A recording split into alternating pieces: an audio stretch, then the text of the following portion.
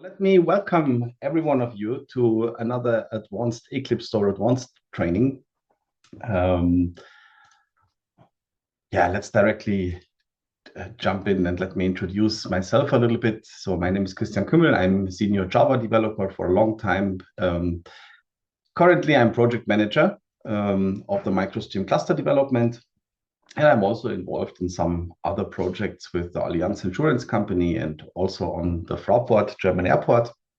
So most of the time, I'm doing projects, I have to say, and also the cluster development, but sometimes I'm trainer and conference speaker. And if you have any questions, so feel free to also use my email address to ask some. I will share it also later on again. That's the timetable for today. So Central European time, we started at 5 till 9. We will have a short break somewhere between 6 and 7. Let's see how it goes with the topics and so on. That's enough, I think.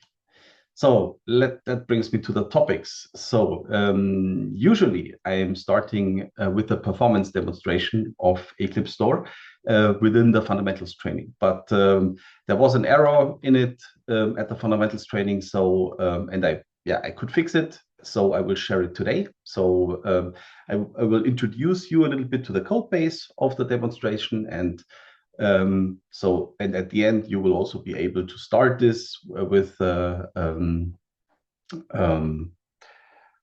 Desktop. That should work.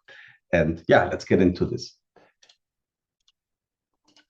Next topic is a small warm-up project exercise. That's the point where you could start to code along with me with any idea of your choice. That's on you, no matter if it's IntelliJ or Eclipse or whatever else it is. Then we start up with a warm-up project exercise, and I will share you the link to GitHub. And it's all about lazy loading, some backup configurations, and we try to do some transactions and rollback. We try to skip all the basic stuff. Sometimes I will get back to the basic stuff of EclipseStore, that everyone that maybe you missed the fundamentals training, then it makes sense to explain that a little bit more in detail. So feel free, if you have any questions, so feel free to ask at any time. If there is something you need to know, I try to do my best to answer it. Then we go on. We have to talk about housekeeping. It's just a small feature, but it's important to know what housekeeping can do for you. And I want also you to explain what housekeeping is doing in the background. What's the use case of that housekeeping? And then a red topic, because it's one of the core topics of that training, is the data structure advanced gigamap handling. This is also a point where I share a project with you. And it's also a hands-on topic. So I will share it via GitHub, and you will be able to code along with me. Another 2 steps is the exception handling. That's also an interesting part, because it's an advanced topic. You need to know how to use EclipseStore within Docker, within Kubernetes. What are the most important things you need to consider, like shutdown on error or gracefully shutdown. It's also just a small topic, but important to know. There are some points that could go wrong at this situation. And then another red one, it's the concurrency handling. A lot of best practice, a lot of basic Java stuff, but it's important because EclipseStore is such a closed Java technology. And most of the concurrent stuff is handled by Java itself, and that's why we have to cover this within the concurrency handling. And last but not least, I prepared a demonstration of the MicroStream cluster. So we will use the cluster front end itself, and then we're talking about data replication and the on-premise platform solution also. Let's go into this. And as always, question answers, but this goes all the time through the training. So if you have questions, just type it into the chat, and from time to time I will read that questions, and then I will answer this. So regarding the material, these sessions are recorded and you will get access afterwards. And also you will get access to the code repositories of all the demo projects. That's a good point here. Let me directly share this with you. So this one. So these are all the links that are needed within the training. The most important ones, I have to say, for the training are the training examples on my GitHub account, SorgCK. And of course, the EclipseStore documentation is important. And we will have a few projects also from the EclipseStore GitHub as an example, especially later for the Eclipse data grid cluster integration and so on. We will use some thing. And as I remember right, yes, also the performance demonstration comes from the EclipseStore GitHub repository. Okay, let's move on. I already shared these links. And last but not least, there is a certificate which should be available around 5 to 6 days after the trainings. And it will be available within our data grid platform. So let me just share this with you. So that's the platform itself. And there should be a section on the left. So the first important note is that you need to assign with the same email address that you used here for the training. And then you will find in the certification section here, you should see your certificate. Just click on it and you will be able to download it. As I said, 5 to 6 days after the training, and then you are good to go to get your certificate here. Okay, so let's move on. So let me summarize MicroStream and EclipseStore a little bit. So for those of you who do not know MicroStream, EclipseStore, one is the company, one is the project. And we donated the project a few months ago to the Eclipse Foundation, and therefore the name changes from MicroStream to EclipseStore. And that's why currently both names are available. So MicroStream or EclipseStore is a Java framework and with a from scratch invented object serialization. That means we do not use the Java serialization. So we invented our own to store data to the hard disk and to serialize data. And what EclipseStore does, it is a framework and it serializes data to different file systems. Most is the normal hard disk or an AWS or some others, Kafka relational databases, DynamoDB, and so on, and stores the data there.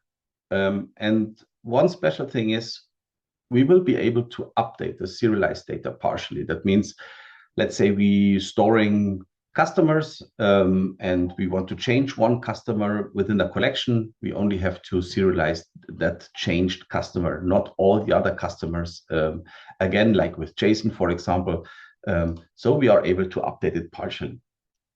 So EclipseStore is an in-memory technology. So most of the data stays in memory, except some lazy parts that could be defined within the object graph. And that data stays on the hard disk as long as it's needed. There is no data mapping or mapping annotations anymore. We're just using the pure POJOs and without any, let's say object relational mapping or stuff like this. We are using the normal objects and object references from Java. So it feels like, changing the data into RAM, and EclipseStore takes care about to keep RAM and the storage synchronized. This is how it basically works. And there are two very important points at this technology. We provide a lot of performance. That's point number one, and we try to store data or cache data within Java with the Java native functionality. And that's why, and of course, we're talking about performance. I created a performance demonstration just to give you an idea how fast EclipseStore could be. And therefore, let's do a quick jump into GitHub. Let me share this performance demonstration first. So that's all the links which are needed to that example. And this example consists of 3 different projects. The very first project, or the center project here, is a normal Vaadin web application. I would call it the sender application because it sends requests to the other 2 applications. One is, I would call it proxy applications. One is a proxy for EclipseStore database and another one for PostgreSQL database. All these pods and all these applications are running on my machine here. So we could shortly jump into my Docker, and you see there is a big setup. Oh, just a second. So here, yeah, there is a lot of applications here up and running and containers up and running, but we will talk about this a little bit later. So let me first go to the sender application, so which is this one. As I said, it's a normal Vaadin-based Java application with some UI and so on. Feel free to check it out. There are a lot of multi-threaded sending request stuff in it and so on. But I will come to that application later. There is a front end. I need to explain something, how to use it and how to start the performance monitoring and so on. All the other applications, let's say the proxy application for MicroStream or for EclipseStore, let's jump into this one. And yeah, as you see here, it's there is a controller class to provide all the REST endpoints here.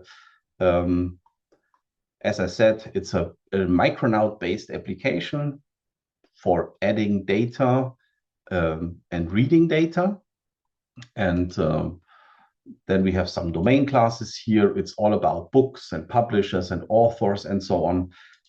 We used the gigamap, or I used the gigamap here in this case, some data transfer objects here. Yeah, and some core stuff here, nothing really special. The storage itself, it's, let me jump into the root class. Here you can see there are 2 different gigamaps in here. One is the gigamap for handling the reading performance test, and one is the performance test for inserting data. And when we jump into the controller here, so it's the controller. So here we counted insert performance measuring. So count, insert, search. So this is one endpoint which will be called to search books by title, one to search books by ISBN. We will directly jump into the DAO object also. And there is another endpoint here for creating stuff and for create insert performance measuring. So that means this one is just to insert data to search in, and this is to measure the performance of inserting data. So this is what we have here. Let me just jump into the DAO classes. So you see there is a read-write locked implementation. We will come to this when we're talking about concurrency handling. And yes, search books by title, nothing really special in it, just the normal gigabooks.query and yeah, really straightforward stuff. And insert, that's for the performance measuring and so on. As I said, nothing really special. So that brings me to the PostgreSQL REST API or REST proxy. And this is a normal Hibernate implementation. So there are some domain classes here, author, And also the same structure again for the insert testing. So there are two different domain objects for inserting and one for the performance measuring the reading stuff. And then we have some data transfer objects again, some repository classes. Let's jump into all the stuff that you need to know. There are some points you could, of course, improve, but for us and for the measuring, it's totally okay to have it like this. Nothing really special, and also some controller classes here. Okay, so that's the setup. So to set up the whole infrastructure, the sender application has its own. Let me just double check. There is one folder which is called performance demo here, and you will see the Docker Compose file. So what you have to do is just create, let me show you this. For the sender application, just build or create an image with that command here. The other applications do have different commands to build the image. For example, here, clean package.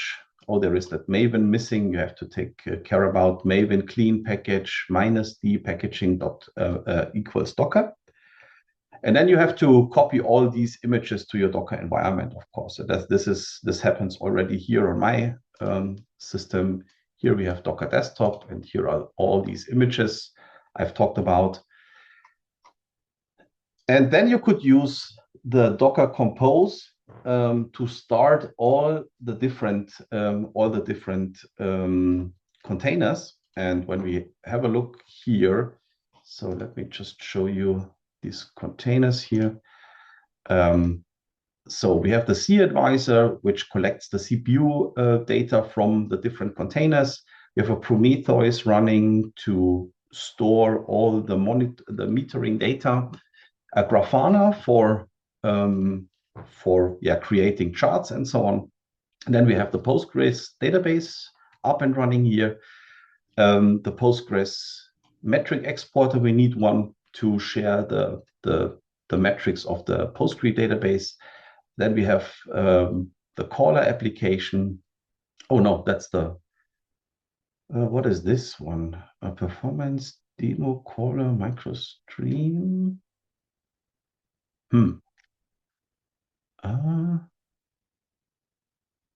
Okay, that's the sender application, of course. And then we have the Postgres server and the EclipseStore server. So that's what we have. And all these applications are up and running. And now let me jump into the first, let's open these things here. So first of all, let's go to our sender application. So password is 123123, and then you will get to that UI. And this UI provides you all the different functionality to monitor the data or to start the testing stuff and so on. And we need a second application, which is the Grafana board, to see what's going on our machines. That's the Grafana, and there is also a dashboard. And in my point, this is the dashboard, which is this is the stuff which is currently running here. So you see all that applications are up and running, quite on low CPU, and memory usage is okay. It goes up and down a little bit. We are on. So, and just to explain this, we have the EclipseStore memory consumption up here and the CPU. And down below, we have the PostgreSQL stuff. Here we have a combined view, which is Postgre CPU from the database itself, which is the yellow one. And the green one is Postgre proxy. And the same on the right, we have the memory consumption of the PostgreSQL database, and the yellow line is the memory of the proxy application. So then below we have the requests per minute for each machine. And down here, some average response times. Okay, so let's start the test. Let's directly jump into Just a second, I have to move this to down here. So, okay. So that's the sender front end. And to start with a performance test, we have to create some data. So, and that's what happens. So when I click on refresh and count values, you see there are no entries here. Same on the PostgreSQL side, no entries there. And we have to create data. And let's create 20,000 rows. And I need to create these every time because at the same time I create the data, and I create the same data on each storage technology, I need to create kind of like an index because I need these data to fire some search requests. And for these search requests, I need the names of the books and so on I want to search for. And this is why I usually create this directly at the beginning. Let's create 30,000. Let me click on create data. Now the sender application is firing data to each application or to each container when we switch to the. So let me just refresh that auto every last 5 minutes, every 5 seconds. Okay, does that make sense? Okay, now you see CPU and memory usage is going up because we are firing data into the systems.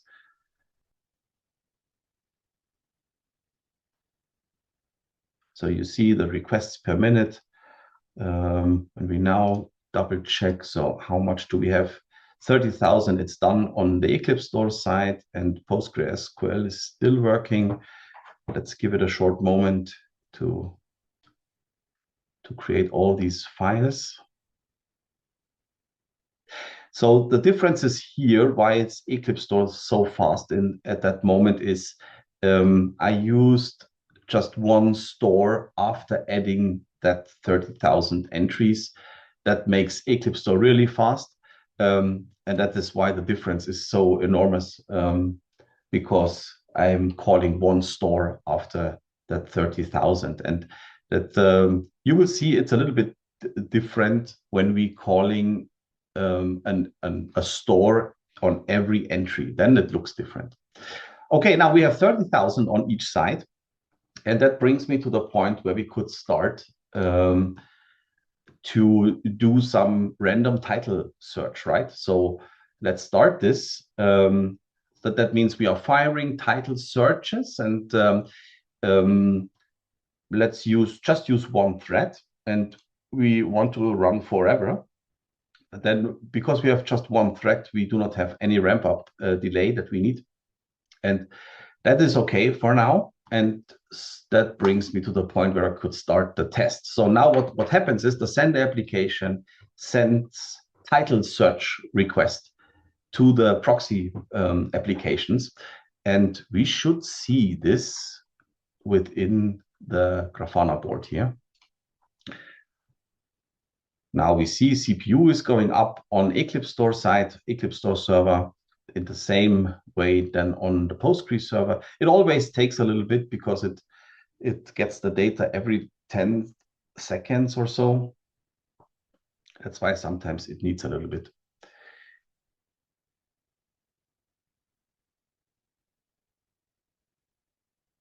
So currently we are on requests per minute on 3,000 on EclipseStore server side and 138 on PostgreSQL server. That will also increase.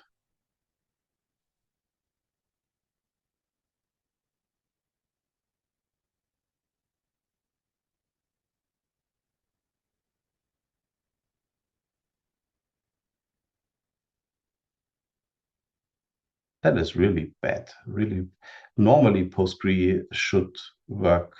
So normally today I tried it with 10,000. Then I could see that Postgre is way faster with 10,000, but with 30,000, it's okay.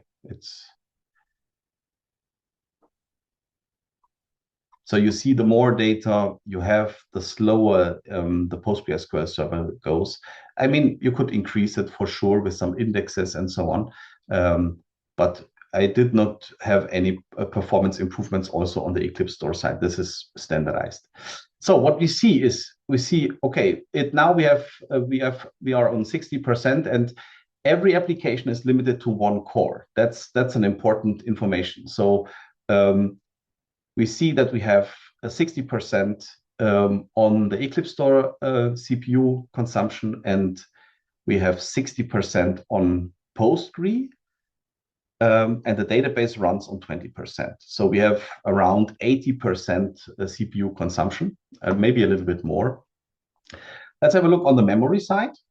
So you remember, EclipseStore is an in-memory database, so I would expect more memory consumption on EclipseStore, but we are running on something between 400 to 600 megabytes for these 30,000 entries, and we are going up and down. This is because we are using the GigaMap, and GigaMap is a chunk-wise loaded collection which is provided by EclipseStore, and that's why this is the moment where data is released again. So after loaded these chunks into the database.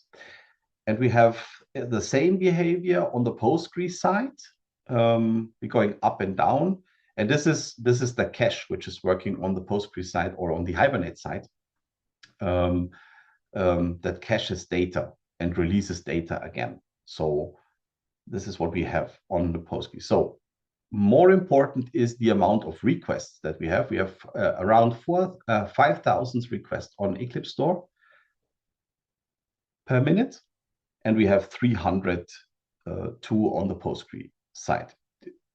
To be honest, I'm really wondering why is that so slow. Normally, when I use just 10,000 entries, it will be more. Then it will be around 1,000, I guess. But yeah, it is what it is. So that's the result. Okay, let's stop this. Let's go on to another test.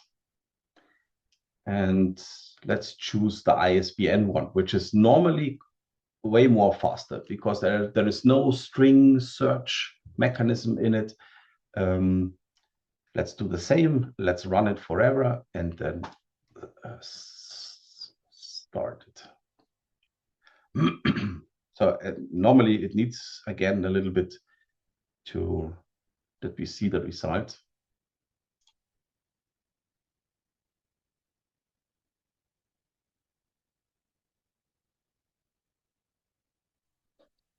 So I would expect memory stays the same in comparison. We will see CPU.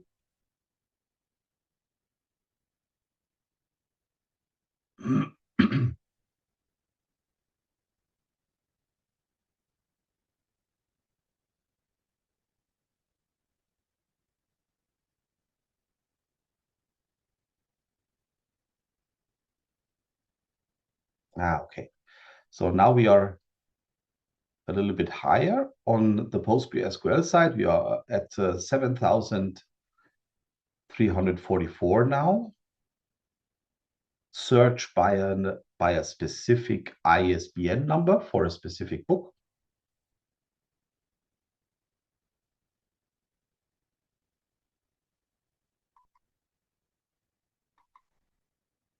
Maybe also interesting is, but for me it's quite hard to see here because I have that overlay here, but here is the average response time of the PostgreSQL server here for book search for title. That was the blue line with 140 milliseconds. And the interesting part is here now is the memory consumption here. Most of you would say, okay, it's an in-memory technology, and that's the reason why it is so fast, of course. And then you would expect a higher memory consumption. And the interesting thing is that we have a way more higher memory consumption on the PostgreSQL Hibernate side. And that is really interesting. And interesting is also the change now here, the CPU consumption of the database itself. When we using the ISBN search, then it's way more higher than the memory consumption on the data provider itself. So that's quite interesting. So yeah, and I think we do not have to talk about this one. That's an insane amount of requests that we send, around 200,000 requests per minute with EclipseStore, way more than the 10,000s of Postgre. Okay, so I think that's interesting. Feel free to check it out and to install it on your system, and so on. To maybe you could get different results based on your system, of course. But that brings me to the last point. How about inserting books? And let me just check that all the servers are going down a little bit to see.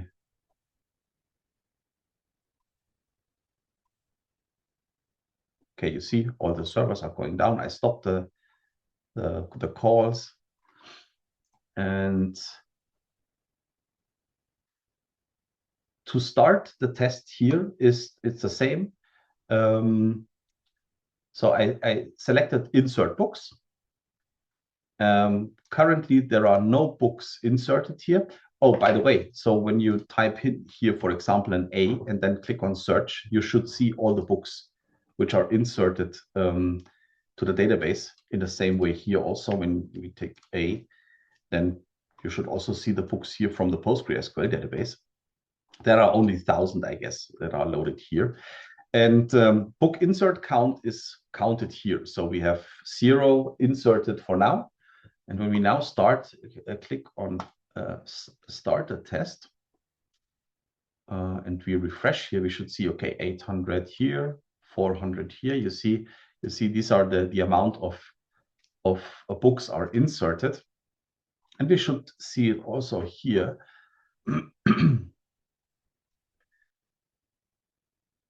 So that's the CPU. Let's see how the charts are going. So what is this one? Search by title. Okay, that's the old one.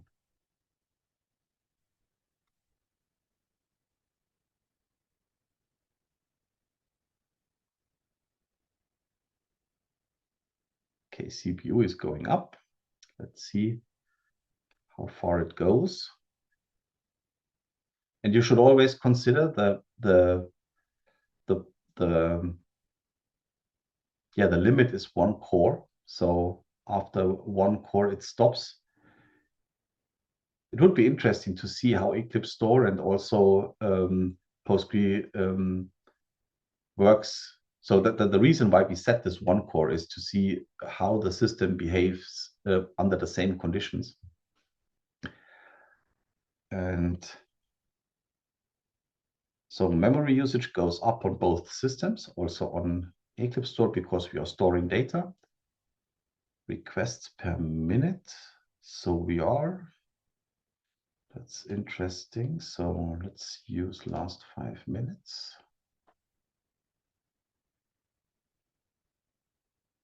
They look quite the same. So 3,000 EclipseStore server and 3,000 there are running. 9,000 on EclipseStore and 7,000 on the PostgreSQL side. So they are really equal. The reason for that is we are firing. So if you remember, let me jump into the controller class here. So on the EclipseStore REST API, that this controller here, it is this method here, this get. And when we, no, sorry, it's not this one. It's the, oh, yes, it is, account insert. Yes. And it's this one. And No, it's not. Sorry. Here it is. So it's an insert from insert for performance monitoring or measuring. So, and you see every time the data transfer book comes here, and then a new book is created. And insert means every time we insert a book, we are writing it down to the storage. So, and that is what slows down the performance a little bit, because it's a blocking operation and it needs a little bit to store the data. But there could be potential improvements by saying, okay, let's store it after each second, or after 2 seconds, store the entries. And this will really increase your performance, of course. Yeah, let me jump back. So 14,000 here and here. Okay, yeah, that's it. I think the numbers are quite interesting to see. Performance, of course, it's an in-memory technology, but on the other side, and by the way, this is why the differences are so much. When you call this one search, the title search, then it searches the data without cache, compared to ISBN. With ISBN, both applications are using in-memory technology. So that means with the ISBN search, also the cache is used on, or is the cache used on both? Yeah, not sure, have to check. But I'm pretty sure that the cache is enabled here. And then you could see it. Feel free to check it out. That's the performance demonstration. Use just build an image and use the Docker Compose and set it up on your site, on your Docker desktop. And then you could also run it on your system. And then you could check it out and see what's going on. Okay, any questions so far regarding that performance demonstration? I'm still working on this to improve the setup and so on. Yeah, I'm really happy that I could get it run again. I had some problems with the C advisor here. It doesn't show the CPU consumption of the containers, and I had to fix this. But now it is working again.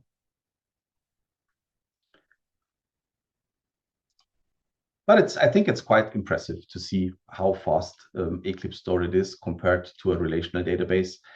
But yeah, it's quite obvious because it's an in-memory technology. But on the other hand, PostgreSQL is also using cache in the background. So it's also, in a way, an in-memory technology. What really counts here is the OR mapping, which is a lot of performance, which is used for OR mapping. And yeah, that's a big impact.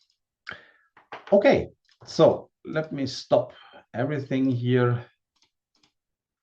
We do not need this anymore.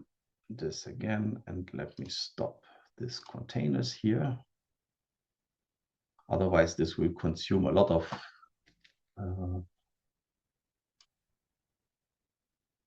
resources on my PC. Okay.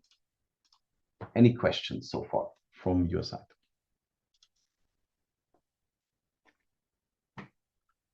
So this is not needed anymore.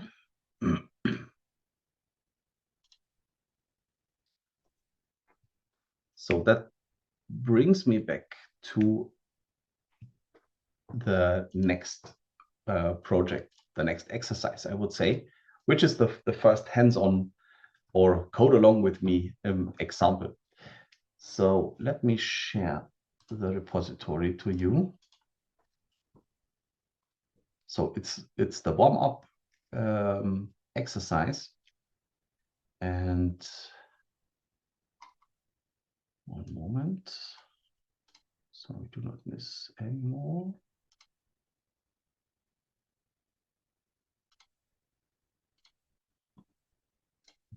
Okay, so feel free to check this project out. And this is an example that is based on that description here. So that means there is one branch, which is called the main branch, and there is a second one. It's called implementation done. So that means everything is in place, the implementation is fine, and it's there. And yeah, so we have to complete the following classes. The storage manager class should be complete, and the controller classes also. It tells me that I should take care about the channel count, which should be 2. We need a store target, which is called data. We need a backup target, which is called backup. And I want to have a lazy clearance of 10 minutes. And at the same time, we should create an index for books. This is maybe a little bit outdated, but that's, of course, a proper example, or that gives you an idea how your object structure could look like. So that's why I leave it. Instead, normally I would use the GigaMap instead of the structure that I used here, but let's talk about this a little bit later. So create an index of the first 2 digits of an ISBN with lazy behavior. So that means there should be some data that stays on the hard disk. We don't need this in memory all the time. And we always need a full list of authors with lazy behavior. And last but not least, there should be a transactional behavior of update multi-books within the book controller with a rollback functionality. You see, this covers all the topics of transactional behavior and lazy loading and so on. Let's go through this. And let's see what we could do here. So, bookstore warm-up. Here we are.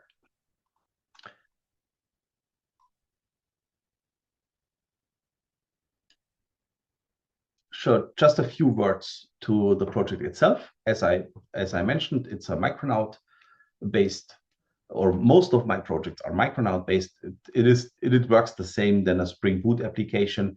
I'm more into Micronaut, but yeah, as far as I know, they are working mostly the same. The only thing that is important, you need to enable your annotation processing within your IDE to get it run. Check it out. And the only thing you need to do, you can go to your application class and you could say run application main. It's on you. There is another, I always have to check this out, how the command is for running Micronaut applications, because I do not use it that much. Micronaut.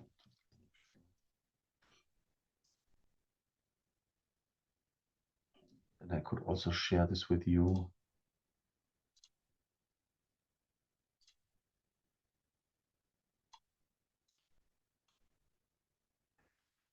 Yeah, let me share this. So that's the command also to run it.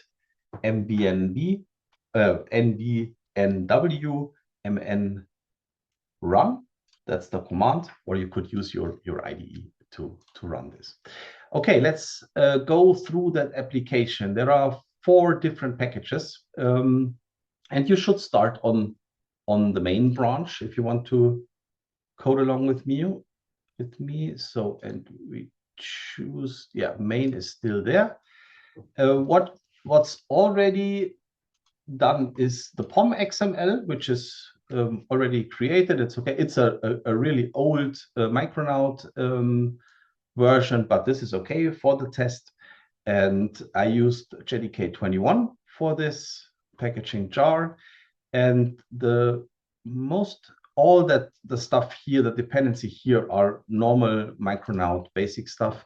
The part where it gets interesting for us is this one here. So we have the dependency here of EclipseStore, and there is the main dependency, the storage embedded dependency with a version. This is the normal, the current, the latest version that we have, 3.1.0. And we have a second dependency here, which is the storage embedded configuration that provides us capabilities to configure stuff of EclipseStore. So these two dependencies are really needed, and that's why they are in.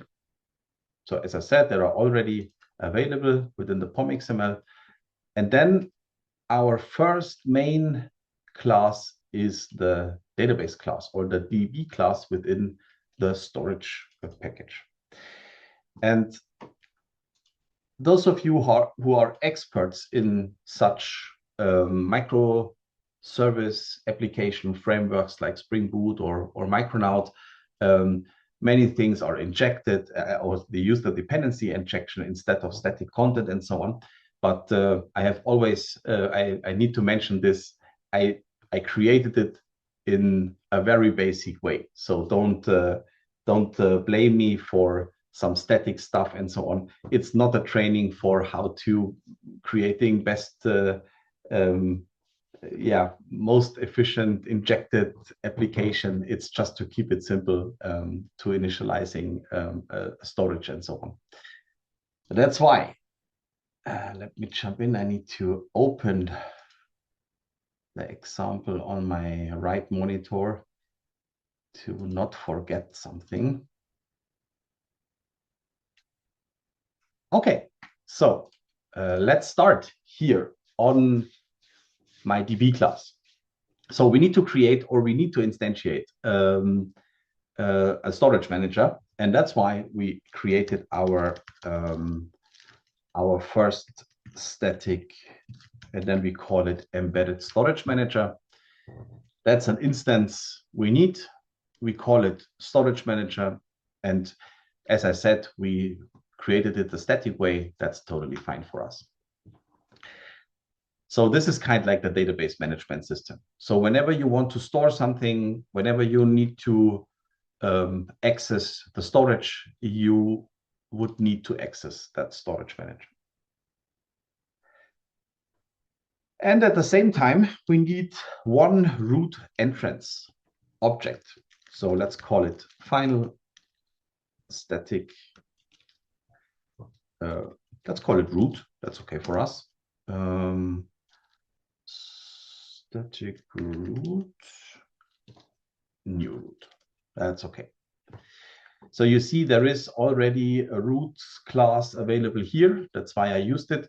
So as I said, the root object is the main entrance point to the object graph. So the top level object, I have to say. In my case here, it is a synthetical one. So it's not really part of my business logic graph, I have to say. It's still empty. That's why I cannot show it that much, but we will create something here also.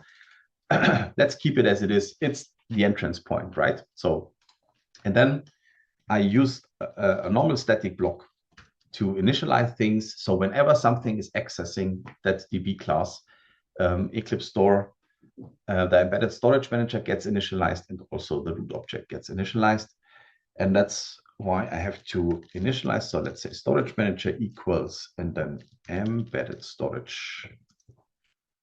Embedded.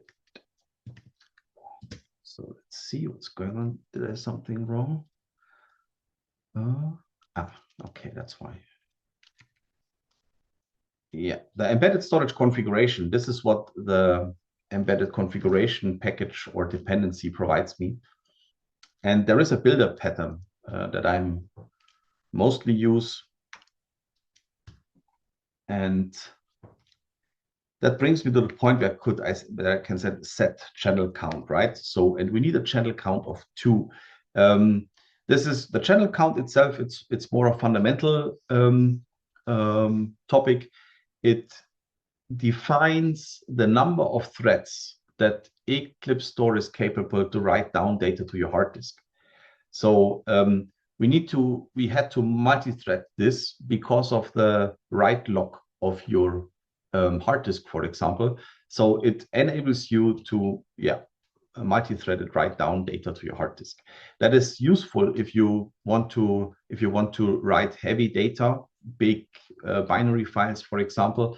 Then that provides you advantages, because maybe one channel is blocked by a big whatever binary file, and then it makes sense to write down it into more channels. A sweet spot is, yeah, to be honest, something between 1 and 4, and it needs to be always the power of 2, so that you could have 1, 2, 4, 8, 16, and so on. I've never used more than 4, to be honest, and that was totally okay for me. So, but it could, in some rare cases, it could increase the performance, especially on writing data. Set channel count. The more channels you have, the more your storage gets segmented. And that means if you read data, it has to search into different channels and so on. This could also slow down the performance a little bit. So as I said, a sweet spot, something between 1 to 4. Set channel count. Next, we need a storage directory, set storage directory. And in this case, we need to call it data. And it will be created right here on the left here. And you see, I started that application several times before. So let me delete these packages. I'm not needed anymore. It will be created after startup. Set storage directory. Let's call it data. And then we need a backup directory. And this is at the same time, it's one of the topics for today. That I want to cover. It's the backup capabilities of EclipseStore. And this is the first one, in fact. So that means if you create such a backup directory, it works kind of like of a mirror. So you write down the data you store the data to data, and at the same time, in the backup directory, there a mirror will be written, and we call it backup. So, and based on these settings here, we could say create embedded storage foundation. And based off that foundation, we create an embedded storage manager. And there is 2 things that we need to add here. First one, we need to hand over the root object, which is created above. So create embedded storage manager root. And right after this, we need to start the storage. That's also really important. There are several times I forgot that start in the past, and I searched a lot. Why is it no storing? I don't know. So, and I see, okay, I forgot the start method here. So we set it to 2 channels. The storage directory is called data. The backup mirror is called backup. We created the foundation based on that. A storage manager, we set it to root. So that's the root entrance point, and then start. And that's it. That's all we need for that DB class. There is another thing regarding that lazy behavior, but we skip this for now. Okay, let's move on to the root object. And here we need a special setup. Basically, we could say, okay, let's create a collection here. Let's say a private final array list, for example, or list. Makes more sense to use a list here. And let's say, okay, it needs to be a book. Let's call it books equals new array list of. So we could do it this way, right? So that would work without a doubt. So means here is the collection which stores all the books, but the exercise tells me that we need to have kind of like indexing and lazy behavior and so on. And this is why we create a special structure. We do it this way. Let's call it final. And we're using a map instead of an array list. And in the first, we need a string that represents our index, that the very first 2 digits of an ISBN. And then on the second value side, we need a lazy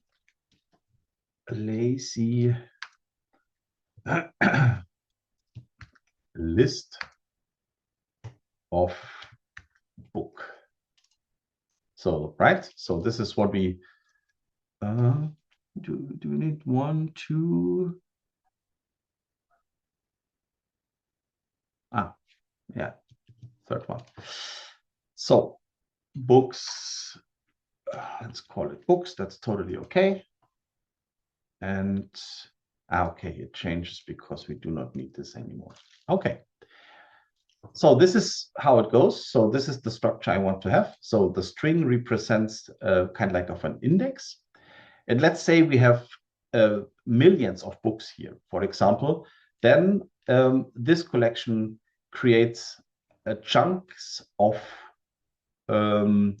lists of books, because remember, when we search through a collection, for example, with the Streams API, we have to load it. And just to prevent from data overflow, or we could search here chunk-wise to load books from a specific index. So all the non-necessary chunks stays on the hard disk. We only loading the ISBN or the list for the specific ISBN. The same is used for authors. But to be honest, we would not really need this for authors, but why not? So let's do so. This is what the exercise says. Because I'm pretty sure authors are not that much.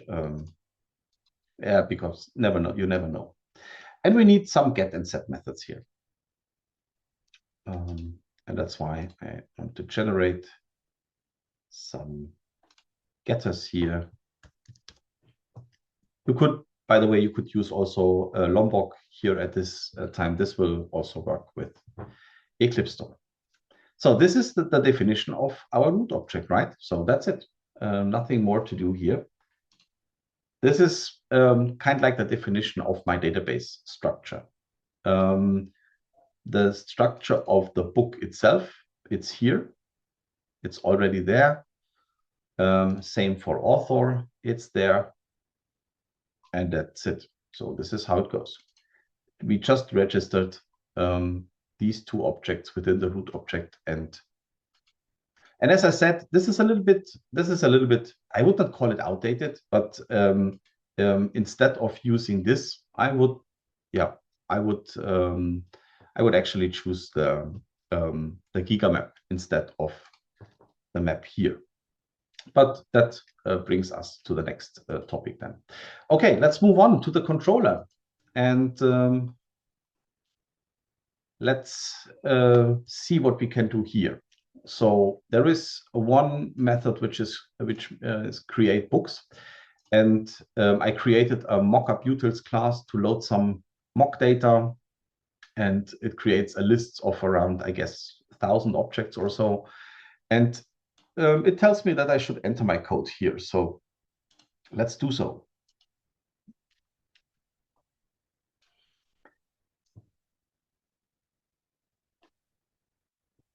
Okay, so let me just check.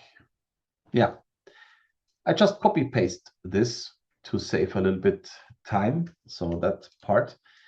So I copy pasted this, and I also copy paste this to you, to the chat. So feel free to directly copy paste this from the chat.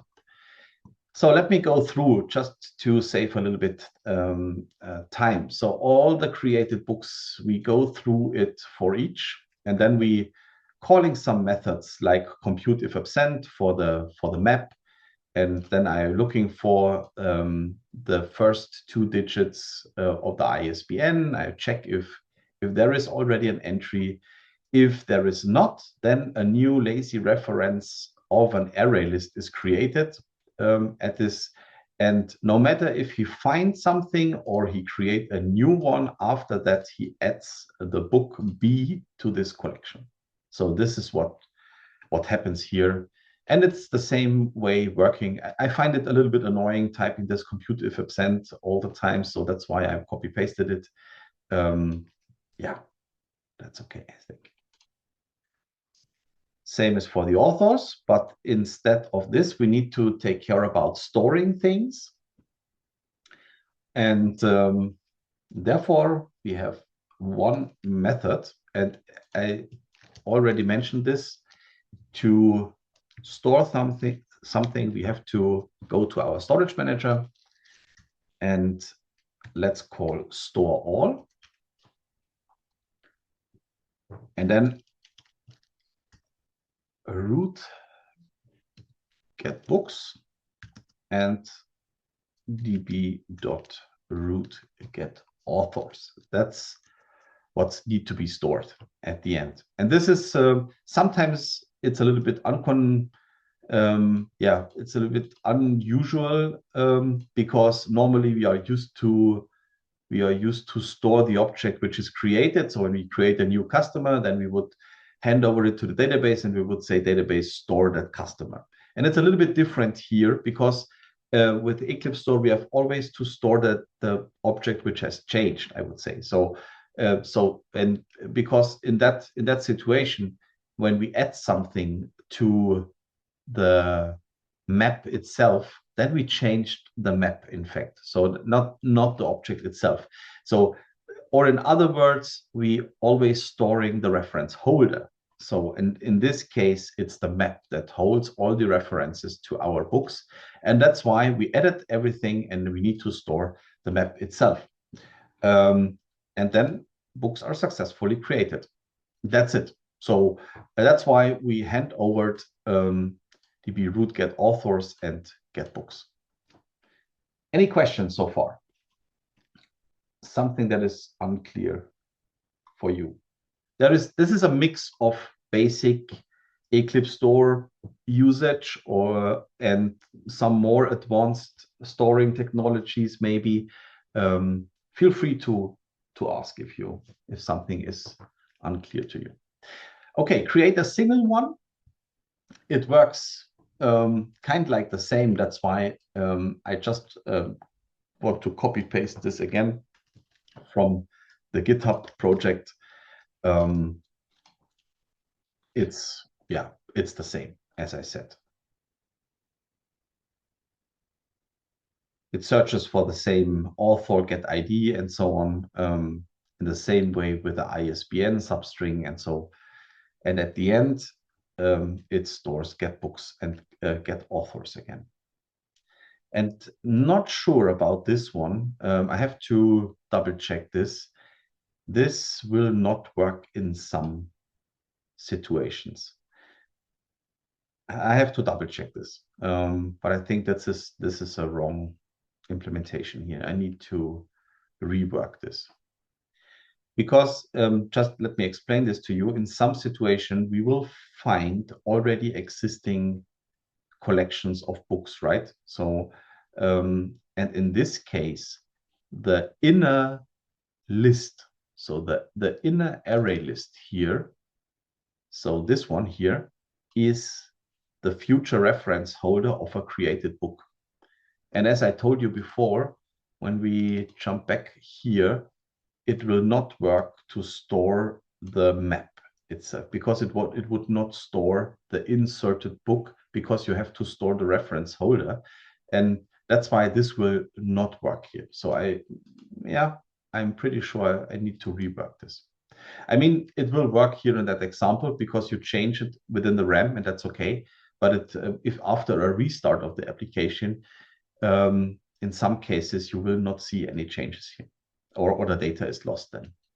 Okay. Yeah, I need to rework this. But let's move on. Try to find some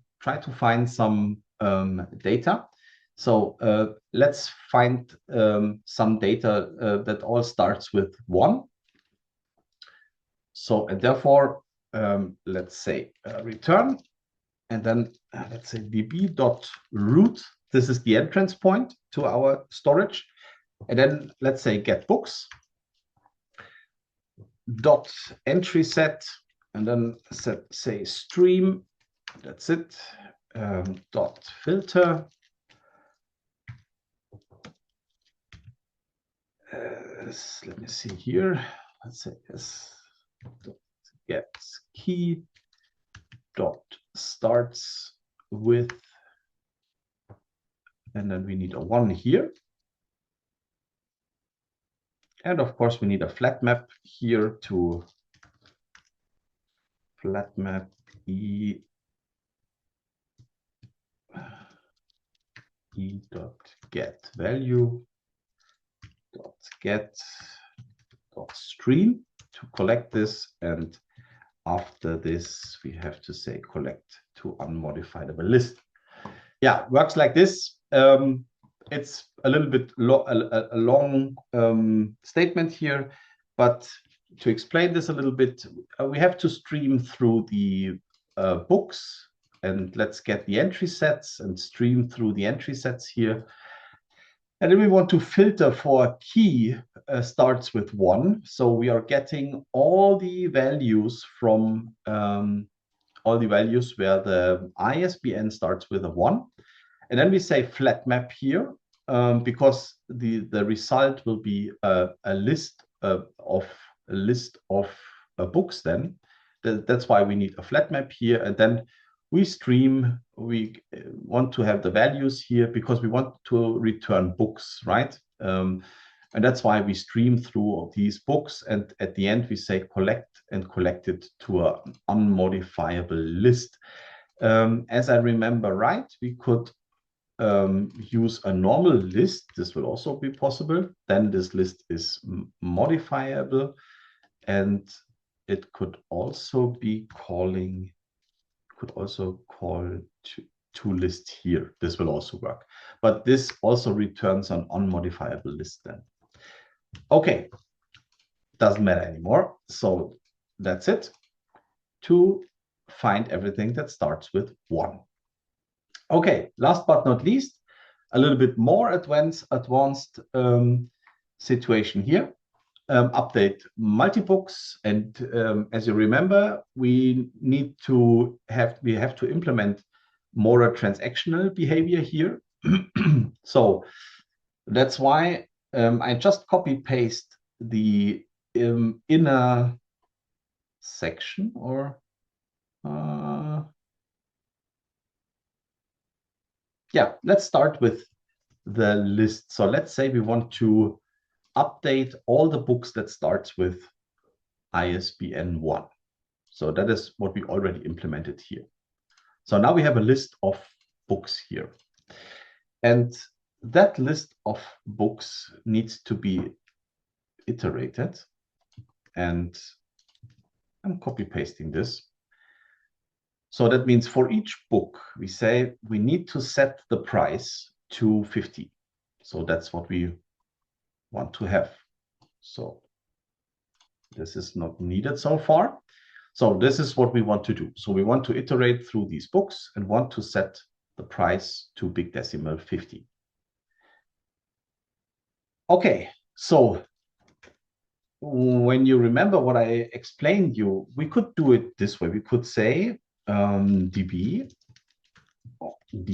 dot storage manager dot store. We have to store the object which has changed, and in our case it's straight B, right? So this will work. But do you think this is a proper solution, especially when we're talking about performance? And no, it's yeah, in fact it's not. So we should try, because it's a blocking operation here, so we need a better result. And to change that, we could move this from here to here, and then we could call the store all method, and we could do it this way, right? So this will work. In that case, the store all will store all the elements within that list here all at once. So that could be a solution here in that case, but just remember, we want to have a transactional behavior, and we want to have the possibility to roll back data, and this is not possible in that case. Just imagine that something goes wrong here, whatever could go wrong with EclipseStore. But if there is something we need to take care about, and this is not possible here. So that means, or that brings me to a different situation. So that means this we do not need. So we need a special storer object. And that's why I call db.storemanager. And then there is the possibility to create an lazy storer. So, and this is the default behavior, but it provides me a storer object, and I could call it ls for lazy storer. And that brings me to the point where I could activate this again. So we could call ls.store. And this is sometimes maybe a little bit confusing because it is called store that says you, okay, store it, but it's more like a register for later storing. So that's what it means. And after that, there will be a call, which is the commit. So and that provides me a transactional behavior of storing things within EclipseStore. Okay, and that brings me the possibility to use a try catch at this place. So remember, we need kind of like error handling here. So just do it this way. So as I said, whatever could go wrong, so we need a try catch. So let's move this part here into our try block. So whenever something goes wrong here within the try, then we need to handle this within the catch. Of course, as usual, we need a e.print stack trace. Normally, we need some loggers here, whatever. And then another point comes into play. It's the reloader object. So there is a class which is called a reloader.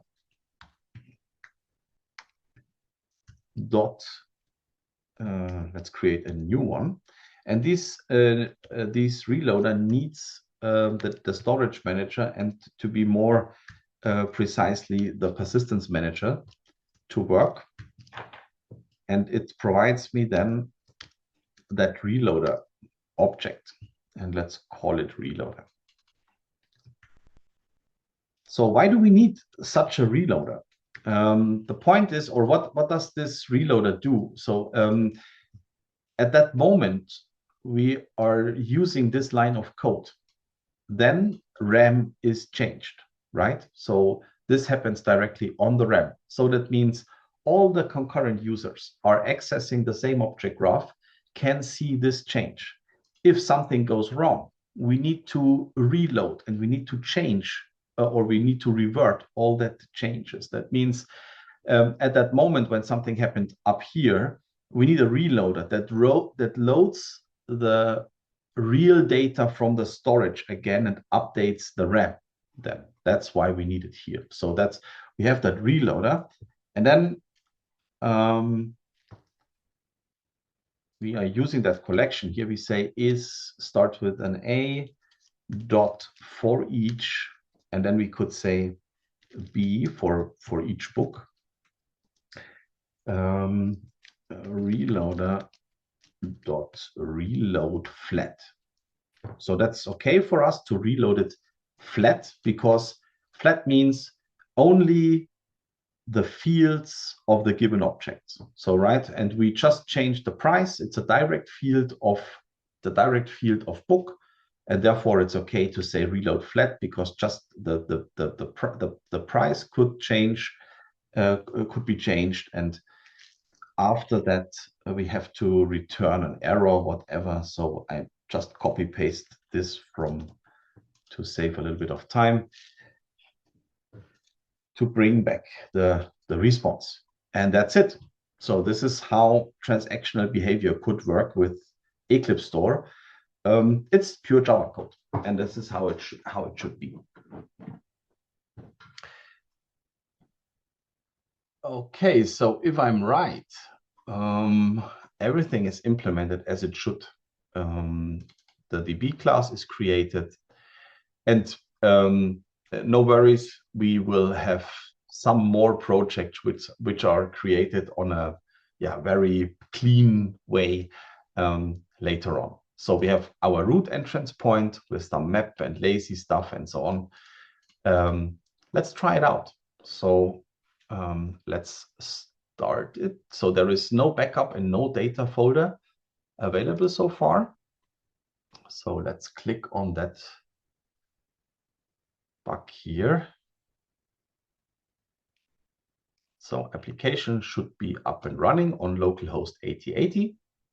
And by the way, feel free to move to the implementation done branch to check the result if it was too fast for you. So or you missed something, feel free to check it out. And I'm here, and I could directly access to localhost 8080/books.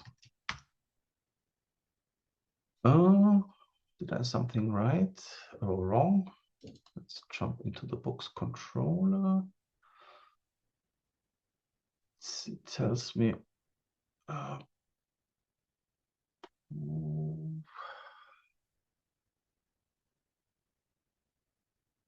did I miss something? Books not found.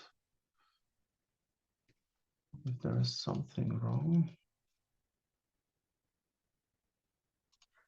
So I have to. Hold on, what did you call? It calls directly the start here, debug application. And it started up, but I cannot reach the endpoint. That's why I will also. Yeah, but which endpoint? Is there really a books endpoint, or did you call the creator? Right. You are right. I missed the wrong. Exactly. That's, okay. For the so it's /books/ ISBN starts with one of those. This is the right one, exactly.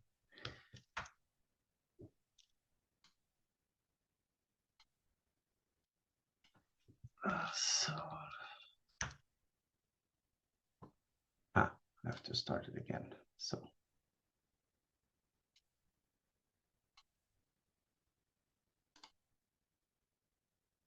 now, so at the first call, you see the database starts up and storage manager is initialized and so on. And let me share my browser with you. So when I now call the ISBN starts with 1, it shows up an empty result. So that brings me to the point to call the create endpoint. And it tells me that books successfully created. And then let's use that ISBN endpoint again. And you see this is the result of the ISBN, and it should only include all ISBNs that starts with 1 here. So it's working great. So how about you? Does it work on your side? So there are many more basic examples on my GitHub account. So feel free to check it out. Many smaller EclipseStore and MicroStream training examples without that maps and so on. This is a little bit more advanced example. Yeah, but I think it's okay for an advanced training to have a more extended example. Okay, so any questions so far? Nothing. No questions. This is quite suspicious. Yeah, you all advanced guys, I guess. Okay, let me just check the topics to ensure that to not forget something. Okay, I want to go through the housekeeping before we go into the break. And I just want to share with you that a housekeeping example and show what housekeeping will do for you. Okay, we will not need this anymore. So, but there should be another concurrency handling configuration. Okay, so there should be one project which is called MicroStream configuration, and there is a branch which is called housekeeping example. So let me share this with you.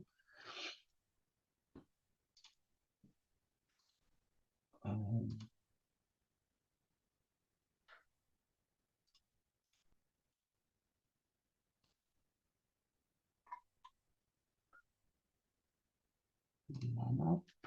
It's not the right one.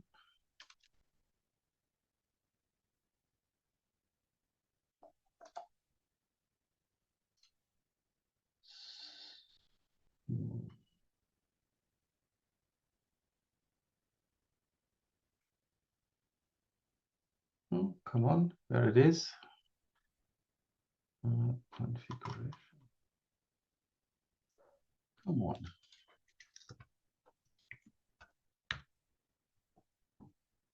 Here we are. Okay, so that's the link I want to share. And as I said, there is one branch which is called the housekeeping example, and we want to start on this. It's the same setup, Micronaut application with a DB class, always the same, with just one slightly differences. So, and we want to check this. So, one second thought, maybe one question. In essence, what I gathered from what I said.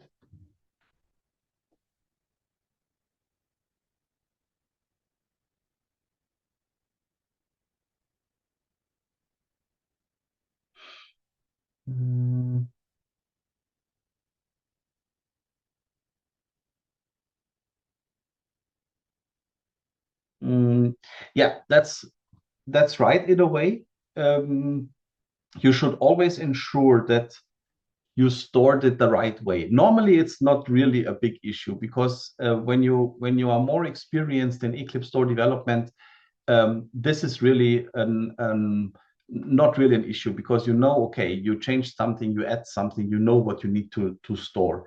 But there are two cases or two situations where this could lead to a wrong result. Is once if you store the wrong object, maybe one which has not changed, or if something goes wrong during the process. These are and when I say wrong, then I really mean something must be wrong because then something happened on the direct store call.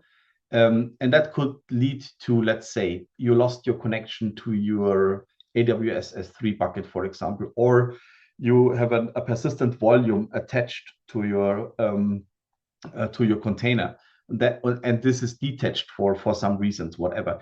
You always have to ensure that if something happens this way, just shut down the application because this leads to an error which is because the user will not notice that something went wrong because the user cannot see what's going on inside the logs.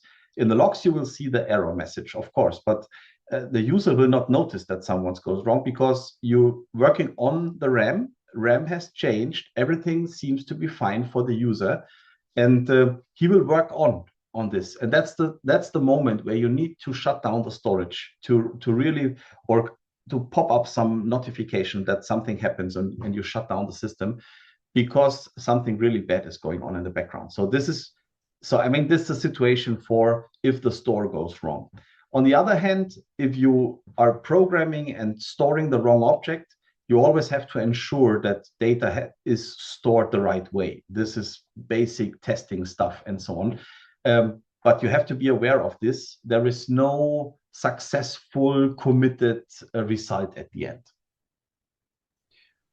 Does it, if the connection is missing, if the connection if it is the connection losing, is there a way that it fixes itself if it's only for a couple seconds, or do you really need to restart everything? That's a good.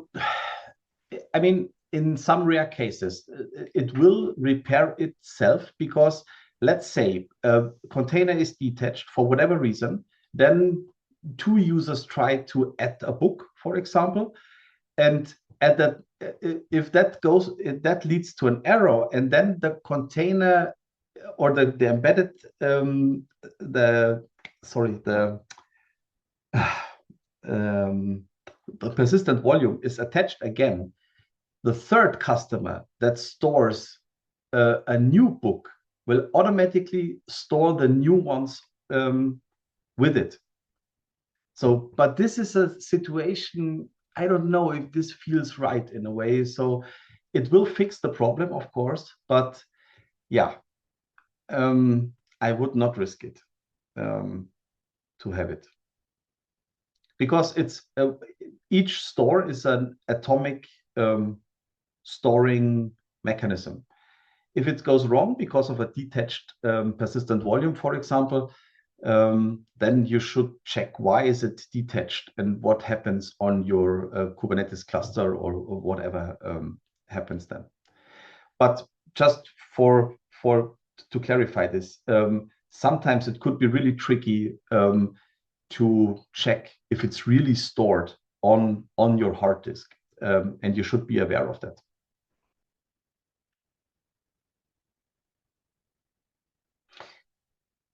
How would you react and shut down? You could do this within your catch clause. We will talk about this a little bit later. There is a part of that training which is called exception handling, and I will come to this also a little bit later in a more detailed way. So remind me at this point. So okay. Yeah. Where don't we want to start? Housekeeping, exactly. So here we are. Okay, that's a project. And I created, within the book controller, I created a situation where I added a lot of books in a really short amount of time. So here is that example. So there is an in stream that runs 10 times, 10 times it's totally enough, and creates books based on that mockup utils. And it creates thousands. That means every click on or every call on that create will create about 10,000 books, right? Is that right? Seems so. Yeah. Okay.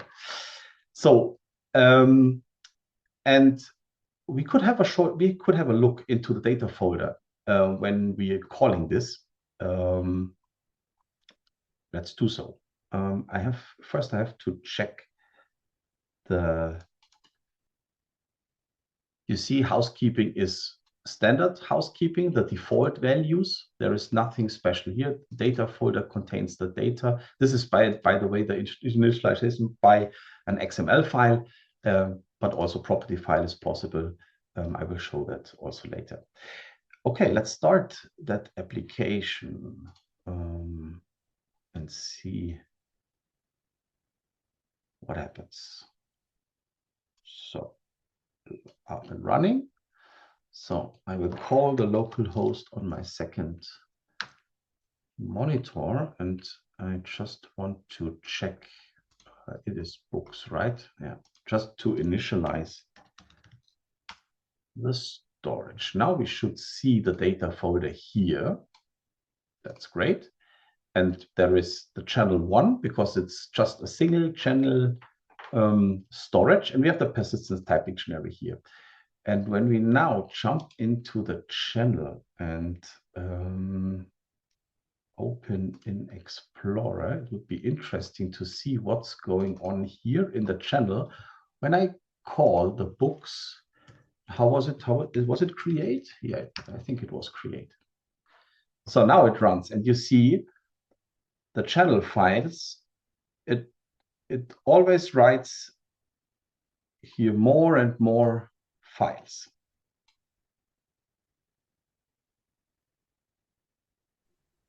And now? Which are mostly empty. Yes, but this is there is you see housekeeping is running. It seems that there are empty, but there are not. It's just the Microsoft way to show it.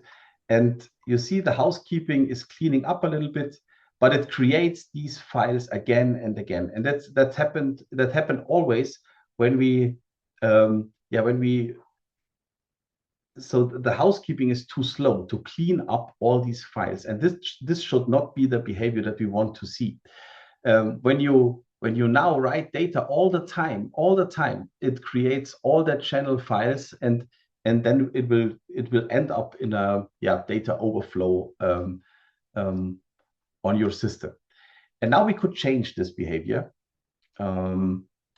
Let's stop it and let's add some more detailed housekeeping stuff to increase the housekeeping. So where we are, no, it was this one here. So there are two different properties. One is the housekeeping interval, so it happens every 400 milliseconds, and one is the time budget that is granted to the housekeeping for doing cleanup. Let's call it like this. So that's it. And now we could restart the application and call the create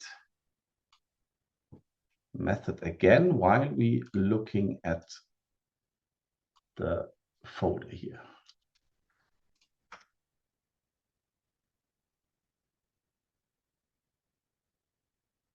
Now you see that now the housekeeping has more time budget and more capability and more time to clean up. The basic behavior of EclipseStore is an attaching storage, means that when you store something, no matter if you store something or you update it or whatever, it will always be attached to the end of the storage. And the housekeeping process has to clean up this, and sometimes it makes sense to increase or adjust that housekeeping a little bit for high frequent writing data into your storage, just to keep this files here. That's okay.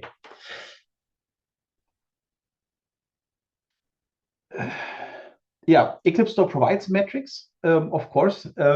We normally be providing those metrics via the Java metric.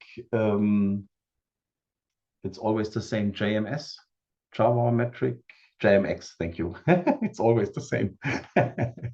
Java metrics, and you can get metrics from this via JMX. Okay, but it's more, just try it out. Try to write data in it. Just have a look on your files, what happens there. It depends always on the underlying system. If you have an SSD, for example, it always works a little bit different. And that's also why it's not possible to tell you, oh, this is a sweet spot, use this amount of milliseconds or whatever. It's always, it depends on your system, and it's always on you, how many data, how big there are, and so on. Just try it out and adjust it as you need it. Okay, so that brings me to the point where a break is would be a good idea. After the break, we directly start with a GigaMap example, and then we go on to the concurrency handling, and last but not least, the data grid. The housekeeping is it's not blocking. It's a thread that works in the background, and it will not block you from storing.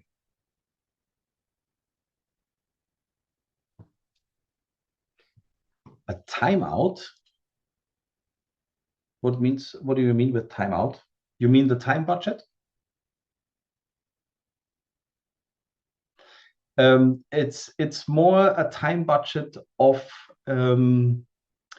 That's a good point. It's quite deep knowledge. Maybe we could find something within the documentation which explains it a little bit more in detail. Just a second. LegacyTypeMapping. Housekeeping. Yeah. So you could find everything if you want to need it in detail. Just check out this site here in the documentation. There is a lot of things written regarding the housekeeping, and it explains all the different things that happens within that housekeeping, and also the way how to adjust it. So yeah, feel free to check this out.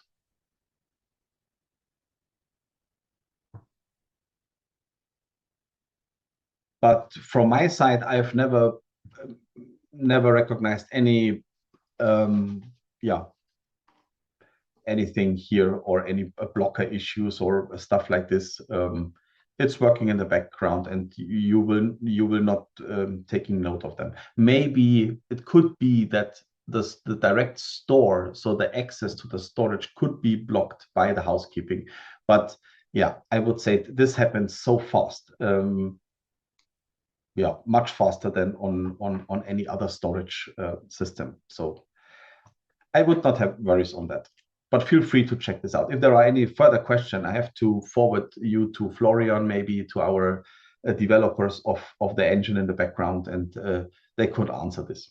I told you that we're gonna start with the GigaMap example, and therefore I created I extended the project that I already provided you in the fundamentals training. I remember that we talked about the GigaMap also in the fundamentals training.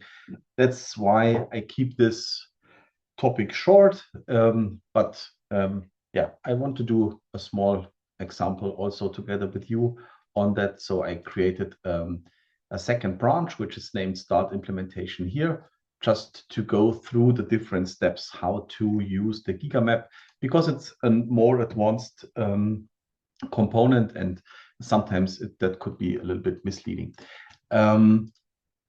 Regarding the GigaMap, there is also a new section within our documentation. So when we have a short look here, there is a new section which is called GigaMap. And there is all the different things that you need to know regarding the indices or the indexes that we have, automatic lazy loading, and so on, and the scalability of the GigaMap itself. So with a small getting started and where to find all that stuff, we need special dependencies here with a small example of a person and so on. As I said, there are 3 different indexes available. One is the binary indexer here. The binary indexer is specially made for more unique values, like an ID, for example. Then this index is way faster than all the others. And then there is a second one, which is the string indexer. It provides you, this is made for more duplicate data, like strings or names or whatever. So then this works great. And last but not least, there is an additional index, which is the Lucene index, but we will talk about this a little bit later. So how does this component basically work? The component itself, it is a collection which consists of different chunks of data. So it handles chunks in the background automatically, and these chunks are loaded lazily depending on what data you want to see. To search on this, you could create some indexes based on columns. So let's say we're creating an index based on an ID field or an index of a last name field or whatever. So that means we could create those indices or indexes. And this is the section here. There is that bitmap index. And as I said, it could handle the following types of data. And then there is that binary indexer, which is more for the unique data, like IDs, as I already explained. And these indexed fields, or this indexed data stays in memory. And more precisely, this is handled off heap. So that means it could be, that index could be, well, how to say, it could be, if it goes bigger and bigger, it will be outsourced to your hard disk. And that's why the size of that index is not that important. And the data stays in memory, and so you search on that index, and then you could load the other data, which is lazily handled in such chunks within the component and within. So, and there is a Lucene index, as I already mentioned. And yeah, regarding the querying things, this is all the queries that we provide based on our string indexes, for example. So it has all the method contains and starts with, end with, all the numeric query stuff that is needed, date and so on. Everything is explained here. And how such a query work is, yeah, it works like this: gigamap.query and then first name.is, and so on. Just feel free to check this out, how these different queries are working. Mostly we lean on the SQL things, and they are working always the same, except we have not those joins you are used to use within relational database, because we are working on object models. So, and therefore CRUD is also explained here, how to create and so on. But let's jump into the project itself. So let's start implementation here. And there are a lot of packages here, but no worries, most of them are just overhead. Did I already share the project with you? No. So let's do so. That's the project. And yeah, as I said, we are starting on implementation here, and more detailed, I would say. Oh, there is no DB class anymore. You noticed that? That's interesting, because this is yeah, that example I built this with the Micronaut integration. So there is no DB class anymore, and we're using the injection stuff now. That brings me to the properties, application properties. This is the only properties you need. So first things first, just let's jump into the POM XML. You see there is these dependencies are needed: storage embedded and persisted binary, because this is not needed, but the embedded storage here, the embedded configuration, and the gigamap. Yeah, these are the three most important dependencies. And for that example, of course, the gigamap dependency. And then we have our application properties. Here, Micronaut application name, that's normal Micronaut stuff, but this is important to have the proper root set here as a root class, and the storage itself. And from this moment on, we will be able to inject the storage manager. As an example, here it is injected via constructor, and then we could use the storage manager and the root provider directly within the class here. So that's why we do not need the DB class anymore. We just have to check our root class. This is for our example here now, the entrance point. And of course, the first thing we need one gigamap instantiated here. Like all the other collections, the gigamap is handled in the same way. the initialization is gigamap.new, and then we have that collection here. On initialization, we need, of course, get and set methods. And that's it for now here within that class. So you could have multiple ones. It's up to you. Some of our customers ask me, okay, what about when should I use a gigamap instead of a normal collection? Yeah, the name says it.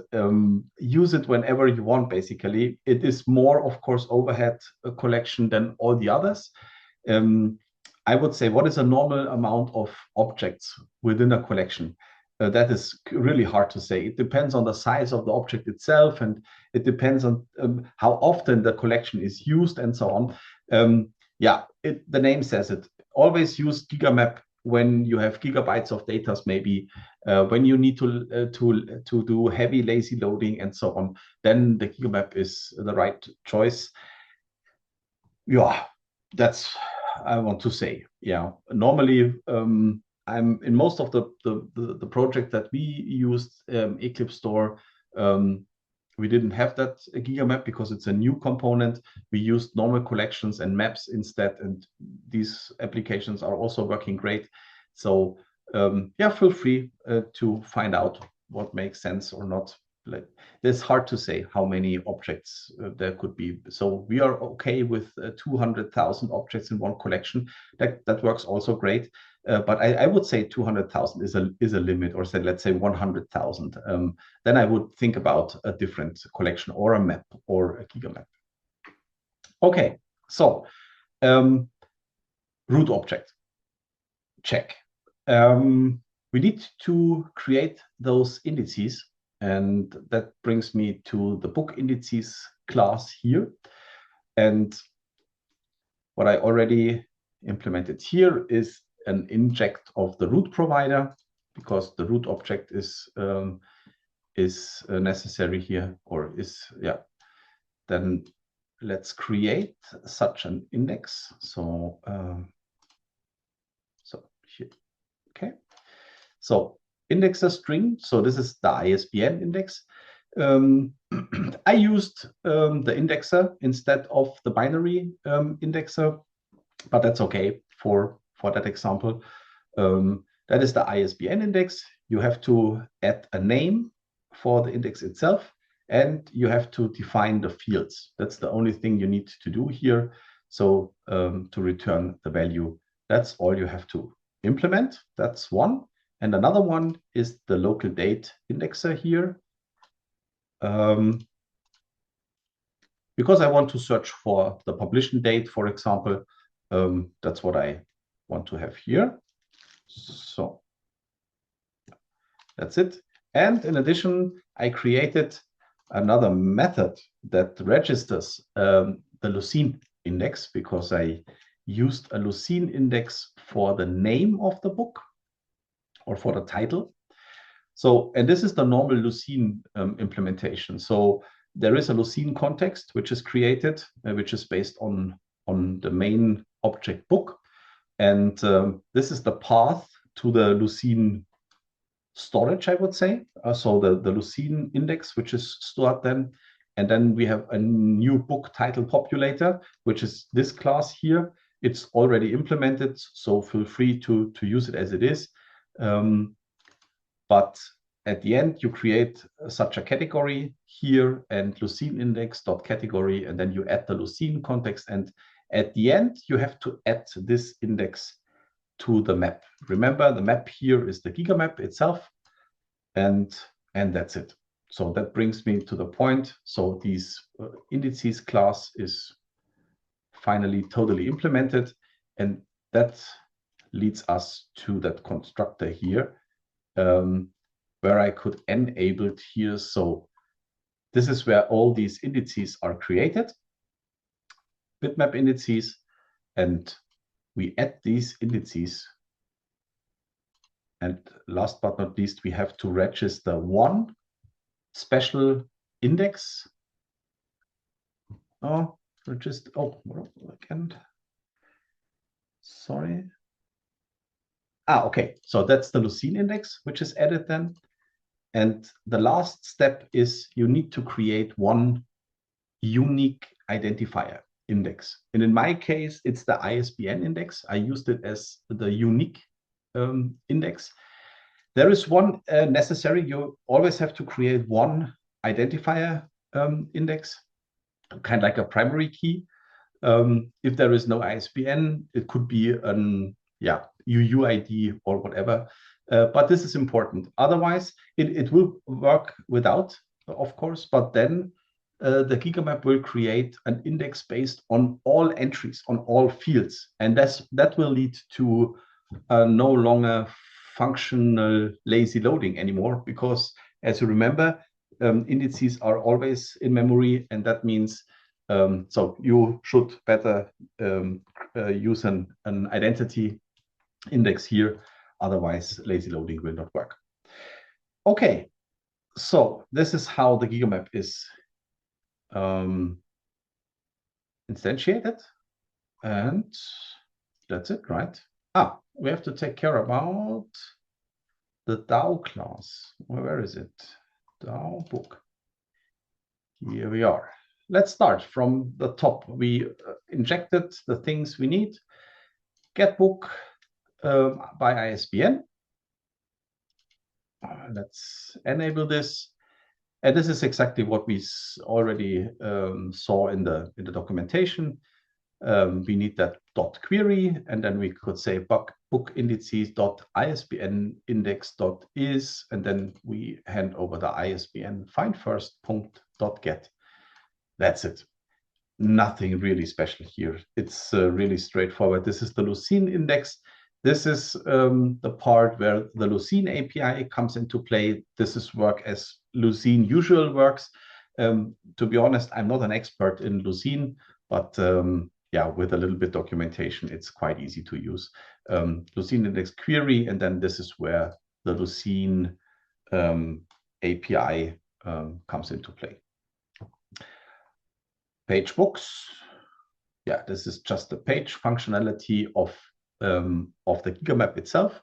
It's always possible to stream through and to say limit and collect. This is based on Java basic implementation. Nothing really special. The same for count books, for example.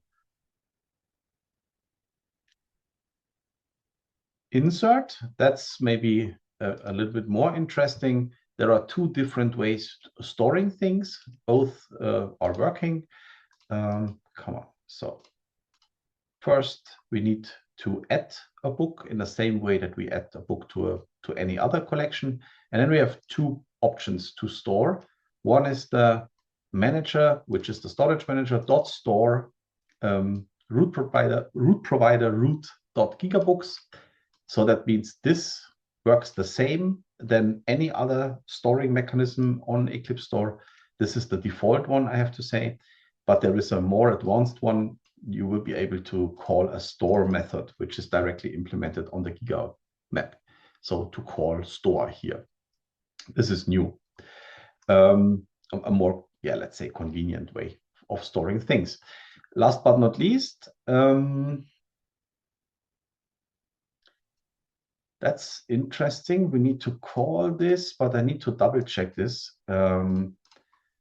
which is the situation we need to update the index here. And this is the way how to update it, I guess. So, but I need to double check this. But this is an important call. We need to use this. Maybe it's more documented in the documentation. So I have to check this. Okay, so another insert. So why this? Okay, there are multiple ones. Okay, this is the same. We have to update the index. Get close. That's a little bit. And update makes sense and works the same way. Then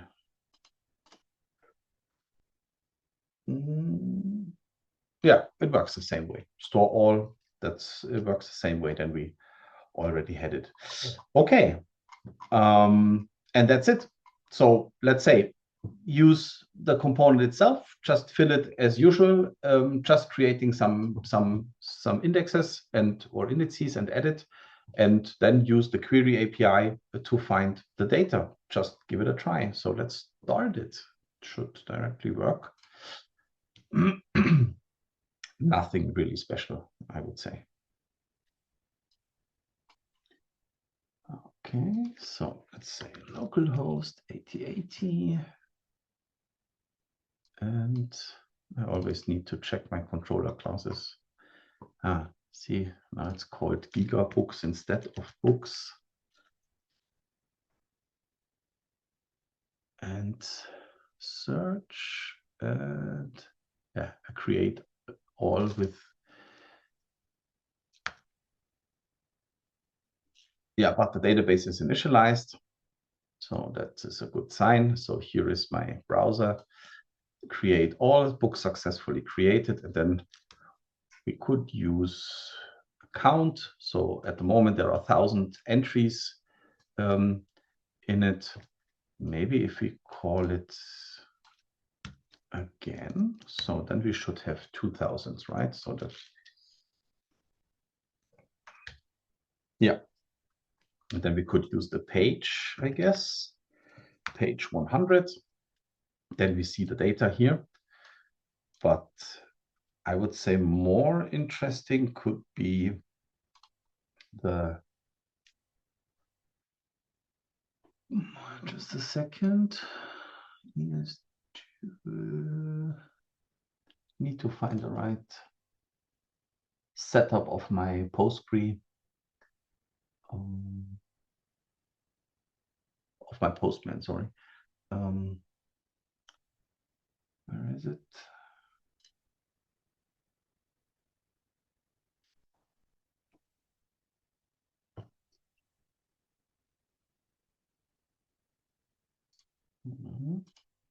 No, that's not.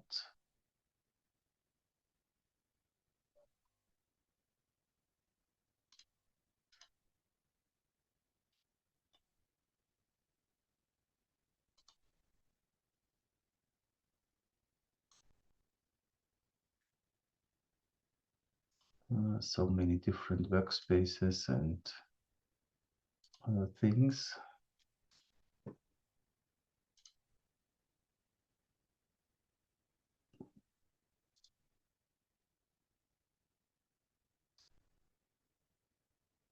Here we are. So MicroStream training, GigaMap example. Okay, here you can see this is my Postman, and here is the GigaMap example. And then let's try to call count books. Yeah, we have the same result, 2,000, and then we could use search by title. This is the Lucene search, and now I added that my, and then we should see, okay, this is the result of finding all books that contains a my in its title. This is managed by the Lucene index. You see, the more we click on it, we are on 6 milliseconds response time to find the result out from 2,000. I mean, that's not that much data, but find by index, maybe interesting. Not sure. We should copy one of these here. Find by index, use it here. So, and this is the index managed by the bitmap index that we provide, and there is only one entrance here. Yeah, and I mean, it would work for every insert update, and I think that's okay that we go through. Doesn't work on your side. Any questions so far?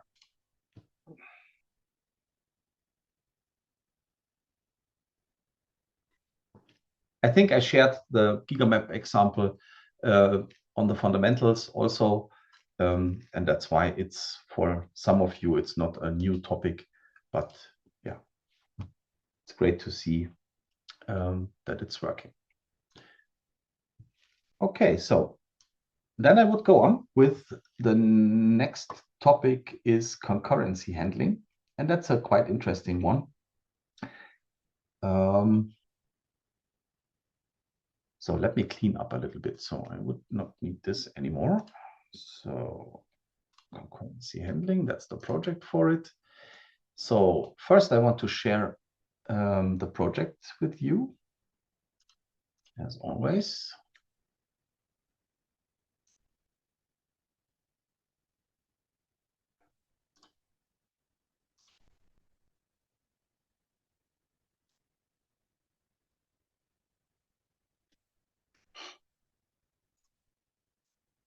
Okay, so that's the project, concurrency. And as always, it's a Micronaut application with several packages in it. So there is the domain one, and that's the storage here. It's still the DB class to initialize the storage. And then we have an author, book, a record. Yeah, seems good to me. I want to start on the master branch, so that makes sense. So we have a controller here. Okay, so data needs to be cleaned. Everything is okay. I want to start with a small presentation regarding concurrencies because we need to talk about the basics, how to handle and what does it mean when we talking about concurrency. So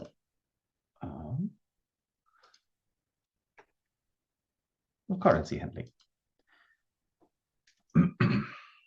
Okay, there are some questions that we need to clarify. So we need to clarify what type of concurrency do we talk about when we talking about concurrency. And then there is another question. Do we need to take about concurrencies with MySQL compared to EclipseStore? What are the differences between the two situations? And then another question is EclipseStore responsible to take care about concurrency? We will see what role does EclipseStore has in that in that situation. And then we need to talk about possible steps to solve concurrent access. And then we talk about immutability and locking and concurrent collections and so on. All these are interesting topics, but let's move on. I mean, there are two different layers or two different definitions from my point of view when we talk about concurrency. One is the technical type of concurrency handling. And this is what you can see here. When something happened like this, if something happened like this, then you know, okay, something went wrong with technical concurrent access. That means two different threads try to access the same collection. And to directly check this, we can directly jump into the my project, and I'm here on the master branch. And when we jump into the controller, then we see that we could create data, of course, and then there is one method that iterates through the collection of books all the time. You see endless while, and there is another one which deletes one of these books of that collection. And let's give it a try. So let's start the application, and I will start this on my second screen.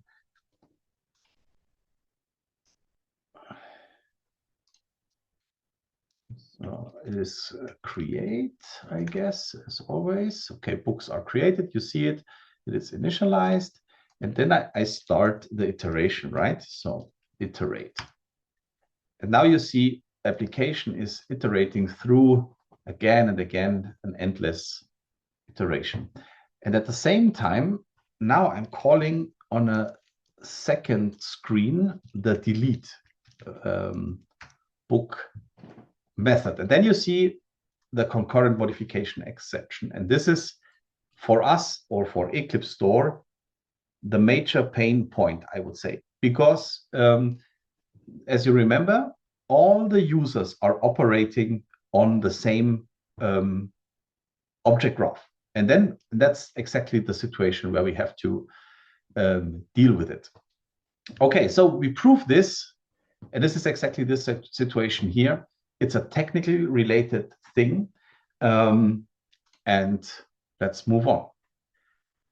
But there is another layer, which is called the business-related layer. And we all knew this situation here, saying, okay, a customer with last name with an ID 20, one user changes last name, second one changes first name, user 1 stores, user 2 stores, and then we have a result that looks like this. So because of user 1 changed the last name to Baker and user 2 the first name to Mike, and at the end user 2 overrides the changes of user 1. So this is more like a workflow related concurrency, and that's why I called it business related. Within the relational databases, many databases providing stuff like a locking mechanism, like what is it? The name? It was a lock. It was a lock, and then the second one was not called locking. It was, oh come on, it's a long time ago. I used this phrases. There are two different mechanisms: lock and transaction handling. No, it's not transaction handling. It's called.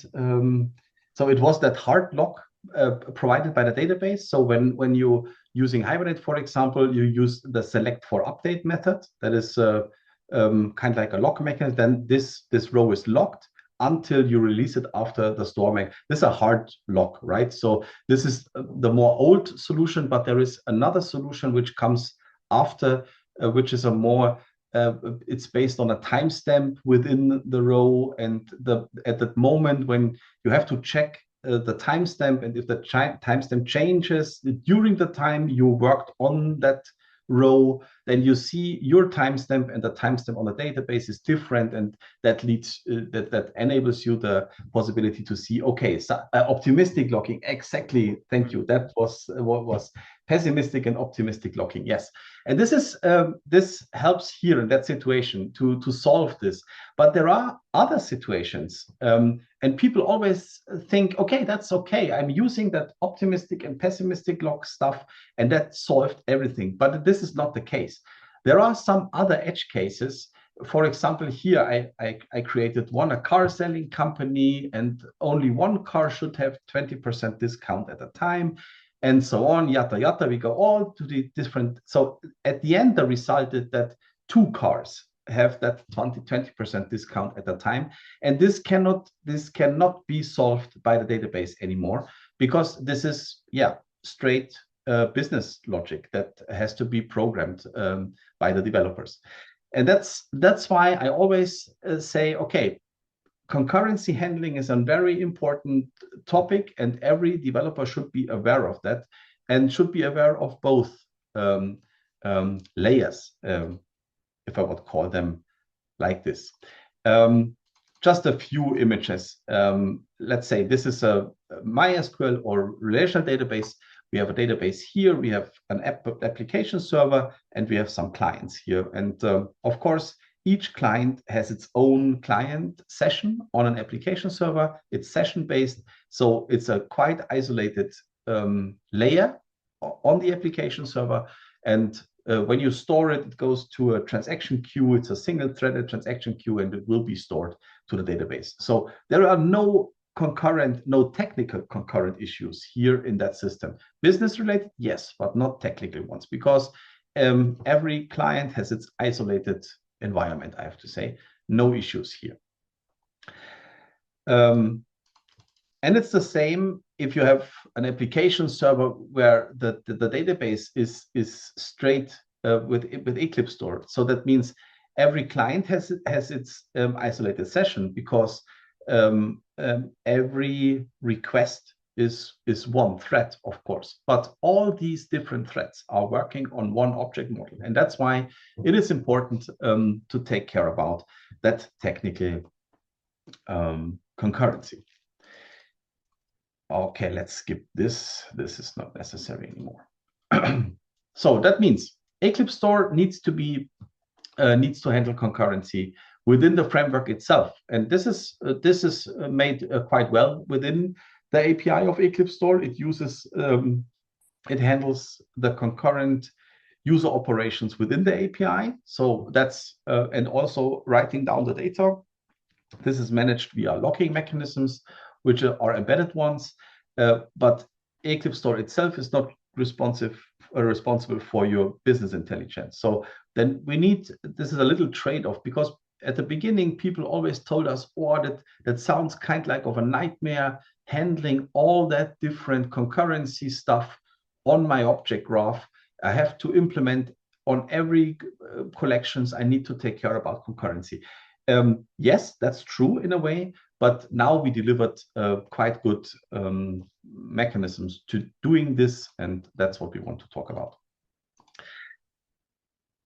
Whenever we search for concurrency and when we do some research, then we always come to the conclusion that best way to handling concurrency is to prevent concurrency. And that's the truth, of course, because every time when we want to deal with concurrency, we have to do some synchronizing stuff, locking stuff, and all that stuff leads at the end to bad performance, I would say. But let's move on. Let's see what we can do.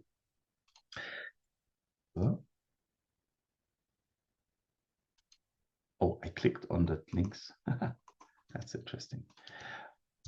Okay, so let's talk about the possible steps to solve concurrencies. And now I want to switch back directly to my IDE.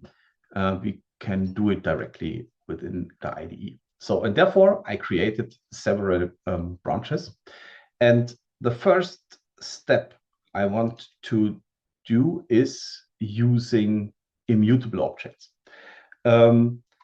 You might say, oh, okay, I really know using keywords like a final, for example, like in this case here, there is that book, and you see there are no final keywords here. Final means that an already created so it's an immutable field. I have to say you could only add a value once, and then it's not changeable anymore. And this is one thing I would to keep in mind, that whenever you can create immutable fields, then this prevents you to having concurrency issues on object level. So meaning, let's talk about the ISBN. So is it possible to change the ISBN of an object? Should it be possible? Or is it possible that in reality, we could change the ISBN of a specific book? Is that possible? I would say no. So, and therefore, it's more related to the reality to have a final here in front of the ISBN. Let's talk about the name. What about the name? Is it possible that's the name, the name of a book changes, or the title? I would say no. What happened here? Why is that such a crazy format? So final. What about the release date? No, a release date cannot be changed. The price? Yeah, maybe, of course, the price could change. What about the author? No, author will always stay the same, and that's how it should look like. So now the question is, what about this big decimal here? Does it make sense to have that price within the book object?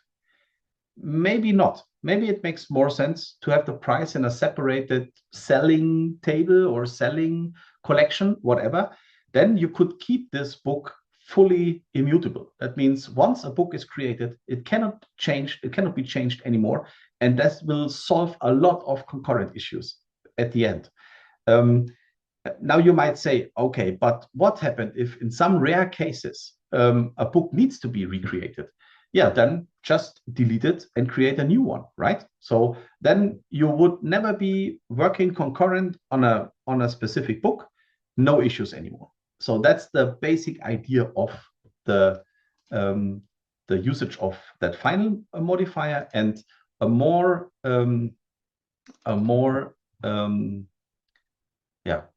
advanced thing are records. It's a new invented since, help me out, Java 17, I guess, or I don't really know, or 21. It doesn't matter. 17, I guess, or even doesn't matter. So records, and yeah, records are supported by EclipseStore. So feel free to use it whenever you want. It will solve a lot of concurrent issues here at this point. So now we talked about concurrency on object layer.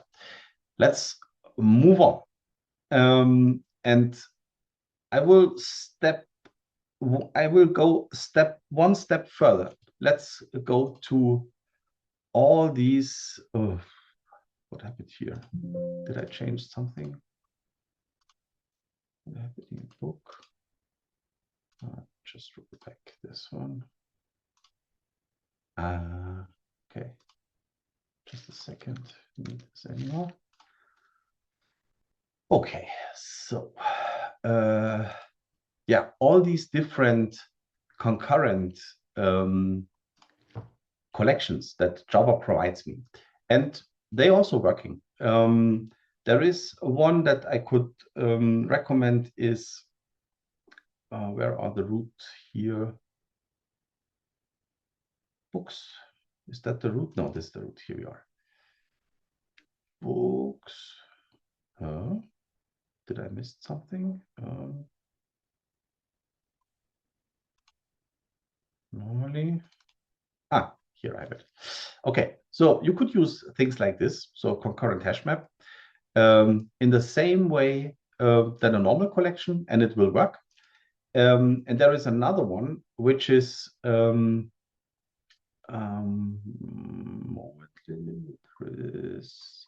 copy on write array list. That is also a concurrent collection which is provided by Java. All these collections have its pros and cons. Yeah, some of them are not good in handling big amount of data. So I would say not, especially this one here, the copy on write array list. Just use it when you have small amount of data, then this could work. Otherwise, it would be quite slow. And yeah, they have its pros and cons, and you have to go. But the best solution that I found, or that we would recommend, is the reentrant read-write lock. And this read-write lock is working in the same way, a little bit like the immutable. And this is one I forgot to mention. No, sorry, synchronizing. So was it? Yeah, using synchronized. This one was it. So using synchronized is also a possibility to prevent concurrent access. And as an example, an interesting one is this solution. Have you ever known that this is possible here? So this was new to me. When I first saw it, I was not aware that there is a collection.synchronized list, and then I could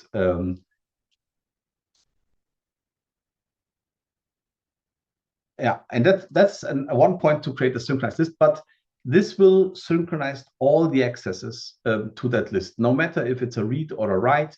It makes always sense to differ from reads and writes, and therefore, for a low frequent collection, this is totally okay using this way, because to access such a collection is a really fast on RAM level, so that's quite fast and will not be an issue. And I'm pretty sure this will work also in medium frequented collection. Then this will work totally fine. But when we're talking about better performance, you should always prefer such an where is it? Reentrant read-write lock. And that's why we provided it separates the reads from the writes. And the way how to implement it is this one. So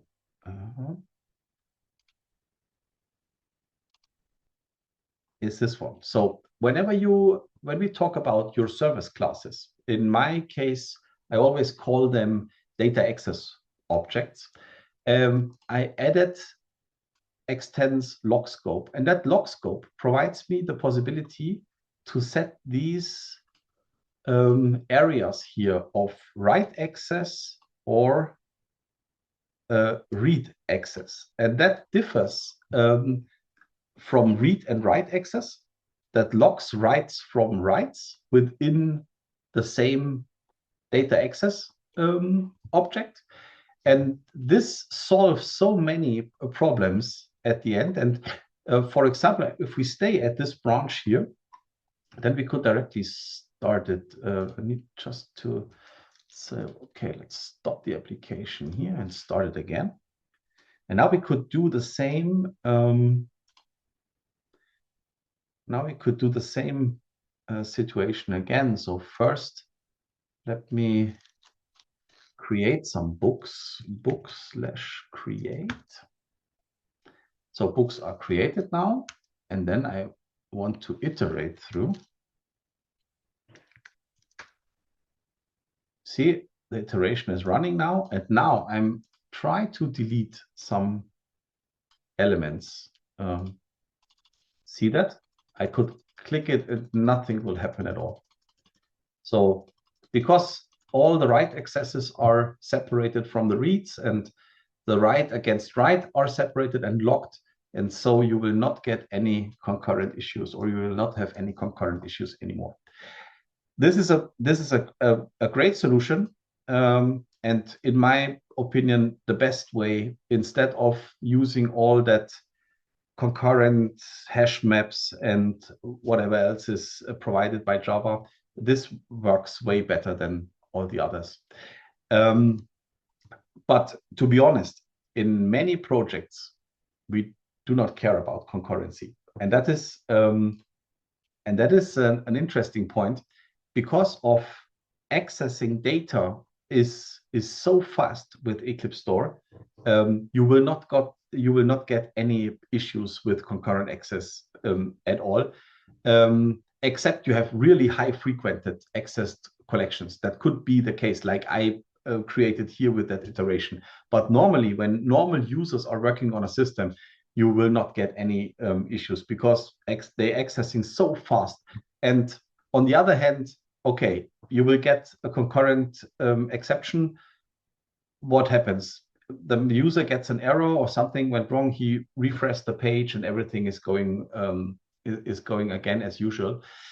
Yeah, but in that case, you want to create it, or you want to implement some concurrency handling. Feel free to use that log scope mechanism here. It comes from EclipseStore and it's provided by us. Check it out and handle your concurrencies this way. Let me jump into my presentation just to. So this is what I told you. Try to use immutable objects whenever you can. Try to reduce the amount of concurrent access as much as possible. That's an interesting point. Compared to a normal relational database, we are all working on a table, and we're 1,000 times trying to search within that table and doing SQLs and whatever. With EclipseStore, it works a little bit different, because we have a huge graph, and let's say we want to work on one customer, and you want to see the orders of that customer, then the order collection is part of the customer. So having an issue with concurrency would say many people working on the same customer, on the same orders. And this situation is quite rare in a lot of systems. And that's why sometimes it's not necessary to have that concurrent handling all the time for every collection in place. And this means that by default, with an object graph, the concurrent accesses are quite rare on those underlying or on that sub collections. Okay, using synchronized is also a good option, as I already mentioned, for low or medium frequented situation. Reentrant read-write log. I've already talked about this, much better than synchronized, because synchronized locks every operation instead of reentrant read-write lock. And the reentrant read-write lock could be implemented in your coding structure. So that means it's not tied to the block structure like synchronized. That is a more powerful way to implement it. Okay, let me just map interface. Maybe here are the differences. Let me just check. No, there is no. A thread-saved way of an array list. The read operations are very frequent and update options are rare. So this is the limitation of the concurrent collections. But yeah, anyway.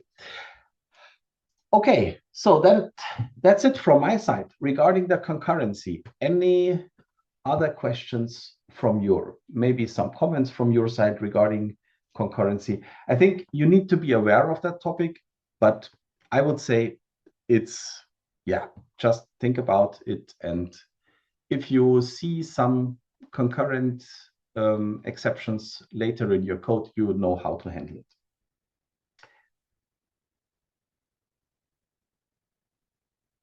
Okay. Concurrency. Let me close this topic. Exception handling. Yeah, also a small topic and just a project that I want to provide you. And you need to be aware of, because in this case, so we already talked about this exception handling. Now let me just check rollback implementation done best practice. This is what we need. So we already talked about that rollback mechanism, and it was part of our beginning session today. Rollback, it's important because if something goes wrong, you need to reload the data, because otherwise the user will not notice that someone happens in the background, which not work the right way. But there is another situation you should be aware of. We talked about this. What happened if a persistent volume, for example, is detached, and how to shut down the application. I created an example here within that DB class here, and here this is just an example. You should know. I created some store methods here, and this is what I did. You could implement this in 1,000 different ways. It's just an idea. So I created a central store endpoint, and that store endpoint calls the store method. And at this point, when something goes wrong, I added a try catch on this, and then it calls the onStorage failure method.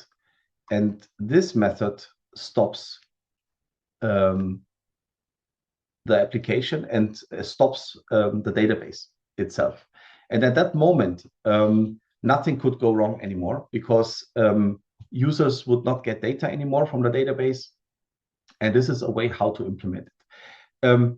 Just implement a central storage or store endpoint or a store method that is used all the time, and that handles that situation if something goes wrong. And to be honest, this only should happen with a really bad situation happens on your infrastructure, because your persistent volume or your file system attached to the server is, yeah, what could go wrong otherwise. So that is a heavy failure, I would say. It could happen maybe when we're talking about AWS bucket, for example, an S3 bucket, then you need a connection to the bucket. There sometimes that could happen something, and you need to deal with. But then I would say you will get a bigger error than if the S3 bucket is not available or whatever else could happen. But yeah, just implement central method for storing things, prevents you from from that. Another point and another thing that I want to mention is those application hooks here. You should always be aware of gracefully shut down your application. And this is exactly what I implemented here. It's just a small thing here, but it makes totally sense because we are working directly on the data and on, and it could always lead to an issue if you doing some heavyweight binary writing to the storage and someone closes your application. So you should always ensure that you shut down your application gracefully. And that is why please never forget to implement something like this. So that means this could be triggered by Kubernetes, for example, and then your storage manager has the time to shut down and save your storage. Always take care about gracefully shut down. And another point is here at this moment, when we're talking about backupping things, I know that there are some functionalities on Kubernetes, and especially with handling persistent volumes, you could clone those volumes and so on to create backups of this. You should never do this. This is one of the biggest problems you could do, because it could always happen that EclipseStore is writing data at the same moment you're copying the persistent volume. And you could do this 999 times and that will work. But there is one time, and we had that situation with a customer, that system runs for an entire year, but after the 100th backup, it creates a big error and it destroys the whole storage, because it's that binary file, and if that binary file is destroyed, it's really hard to recover it. Luckily, the customer has a backup and so on, and that was okay, but never grab the persistent volume from the Kubernetes side. Always stop the application, shut down the storage manager, and then work on your persistent volume. Another situation is accessing the same persistent volume from a second container with a storage manager. This is also a situation which should not be, it's not a good idea doing that. Normally, there is a locking mechanism in place that only one storage manager could access a storage manager at a time. It's in place. And normally you might say, okay, but if it's just a read access, it should work, right?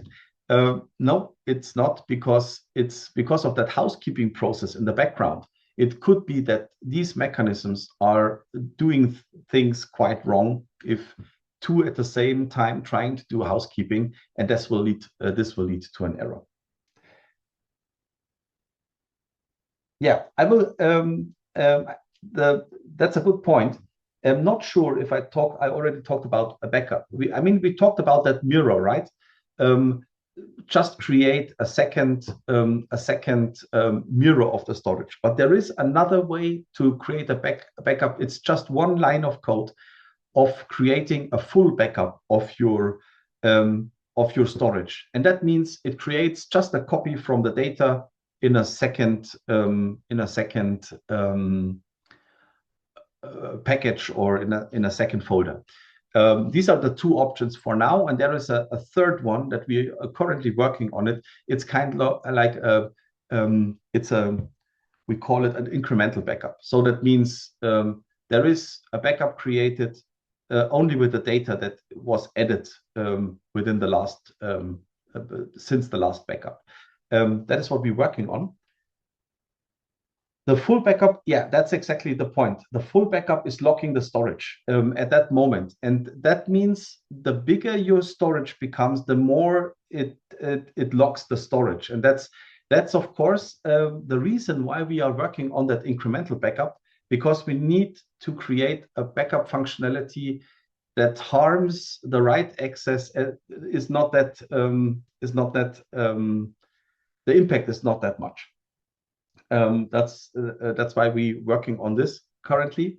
Yeah, but normally the Miro and the full backup does a great job. So for backupping your database. Okay, so let's say gracefully shut down, accessing the storage only by one system, and always use the full backup functionality from EclipseStore internally, because then it's a part of the threading system of the database itself. Okay, I think that's it. From the exception handling side, we already talked about that try-catch and that rollback mechanism. That was all part of the beginning exercise. We already talked about this. And feel free to check out the documentation. Everything is in it. Please, try it out. So that brings me to the last topic for today. And this is the clustering or the data grid. How to use all that stuff we talked about within a cluster, or how to cluster this. Okay, so I prepared a presentation for this, and a big one, but we just need a few slides of that. Oh, this was the right one. So here, yeah, it makes sense to start here. Yep. Come on, what's going on? So for whatever reason,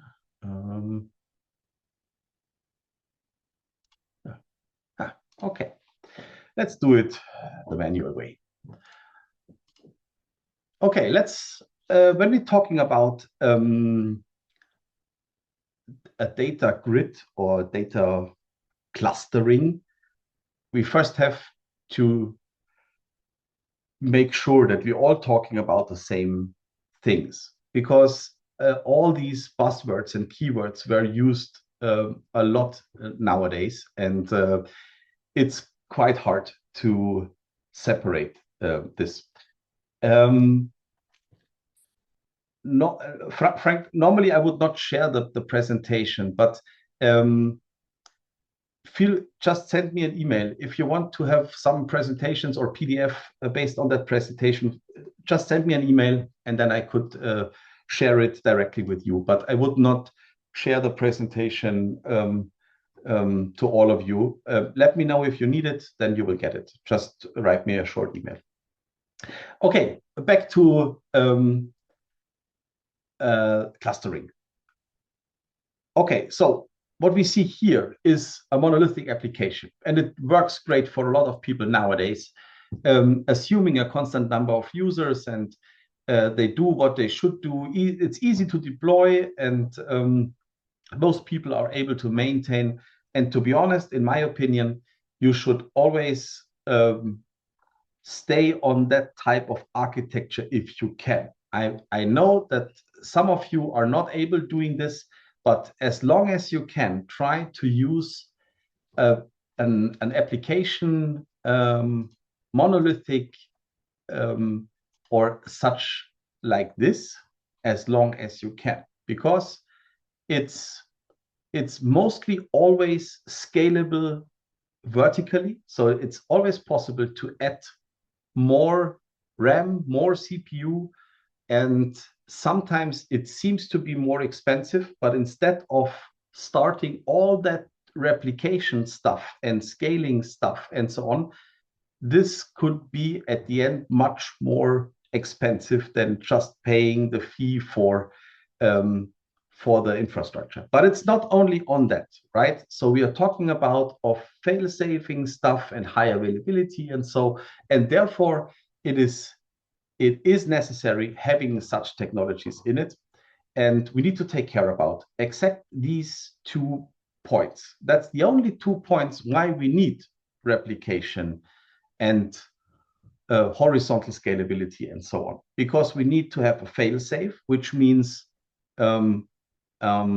if something goes wrong, the application is still available, and we need a high availability, meaning with an increasing amount of requests we are getting at the end the same response times, for example. That's just an example for high availability. But these are the two different points why we need clustering things. And let's move on. So let's talking about failsafe. Failsafe is an interesting point because one solution could be using queues, right? So when I have a queue in between a server that communicate with each other, then I could queue the stuff here, and the queue will wait until the new server has a restart or whatever. But this will work for having failsafe. But it does not cover the high availability, and that's the point where we need to talk about. For high availability, we could use replication, right? And replication provides us fail-safe and, as I said, high availability, load reduction, and efficiency. That's really great. And if we stay on that situation here, that we say we have stateless nodes here, then replication is easy to handle, right? So Kubernetes does it for you automatically, scaling up and down, whatever. With the load balancer in front of stateless nodes are easy to handle. The devil comes when we're talking about stateful replication, and that's the situation where the pain begins. Then we have to talk about how to replicate the state to every single node here in that cluster, and then we have to talk about data loss and data inconsistency and multiple servers and whatever. There is a lot of stuff you need to consider when we're talking about data replication. But unfortunately, on our side, when we're talking about EclipseStore is a data cache or a data storage.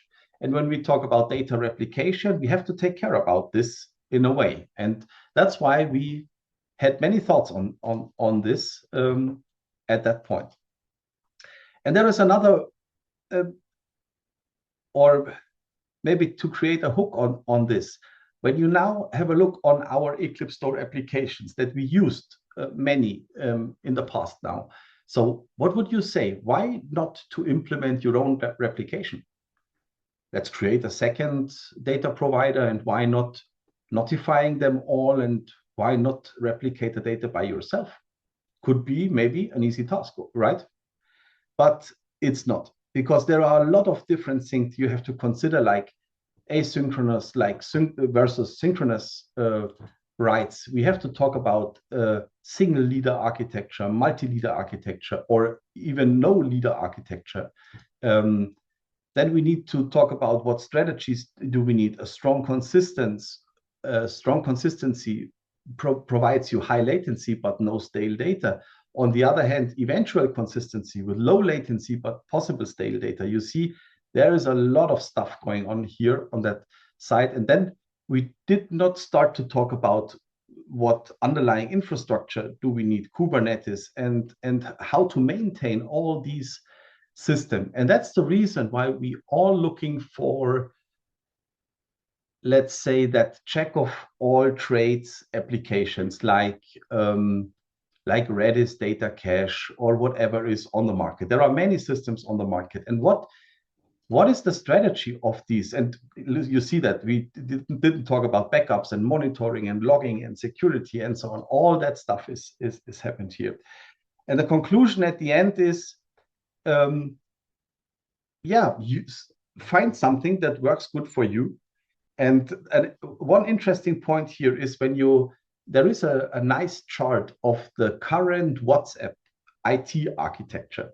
And an interesting point is to see that, and then you try to find a well-known, most popular technology like Redis, for example. You will not find it, because everything is self-made, self-invented, or especially invented for WhatsApp, for example. And that's how these big applications work. But for you, medium-sized applications, I would say, then Redis is totally okay using it, and that's okay. And let's have a short look how systems like Redis could work. So normally, And I'm not an expert in Redis, but I saw something. You create a JSON format file, and you define how many replicas you want, and you have to define how much amount of RAM you want and how much CPU, and then you provide a JSON structure of objects, and that's what you provide to a cluster manager or load balancer, whatever you want to call it, and it creates all these nodes for you and takes care about replication and and all that cluster stuff, and that's working fine. At the end, it provides you a query language, and it is mostly a key value structure because its key value is easy to handle and it's easy to do. And at the first view, when we thought about how to replicate the data with EclipseStore, we see that it would be impossible for us doing it this way. Because remember, we do not have a key value structure. We have an object graph. That was the first thing. Then next thing is that JSON structure of an object, for example, here, how should this work in EclipseStore? We had to inject kind of like a JSON structure to our Java program to create entities based on that. You know, the current data structure is based on the Java data structure. So there is no mapping in between anymore.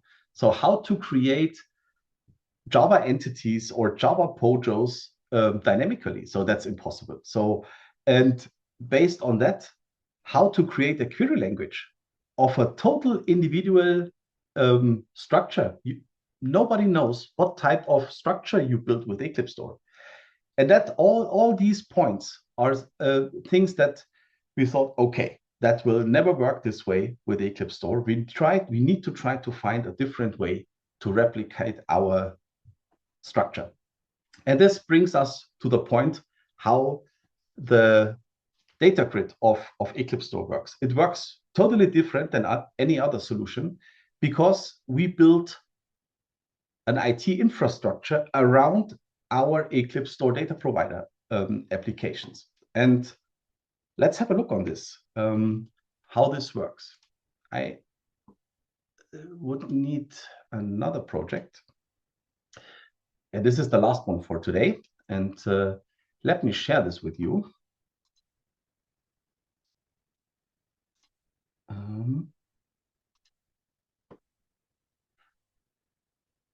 So now this could be a hard one. Let me just, it should always be possible to get this information from the Git here, right?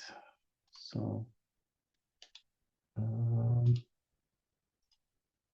yeah.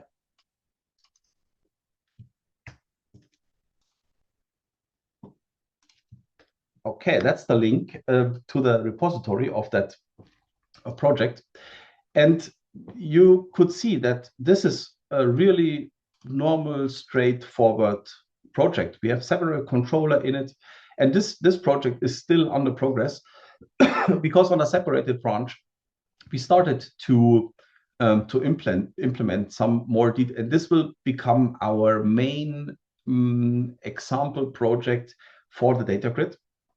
And we will also deliver some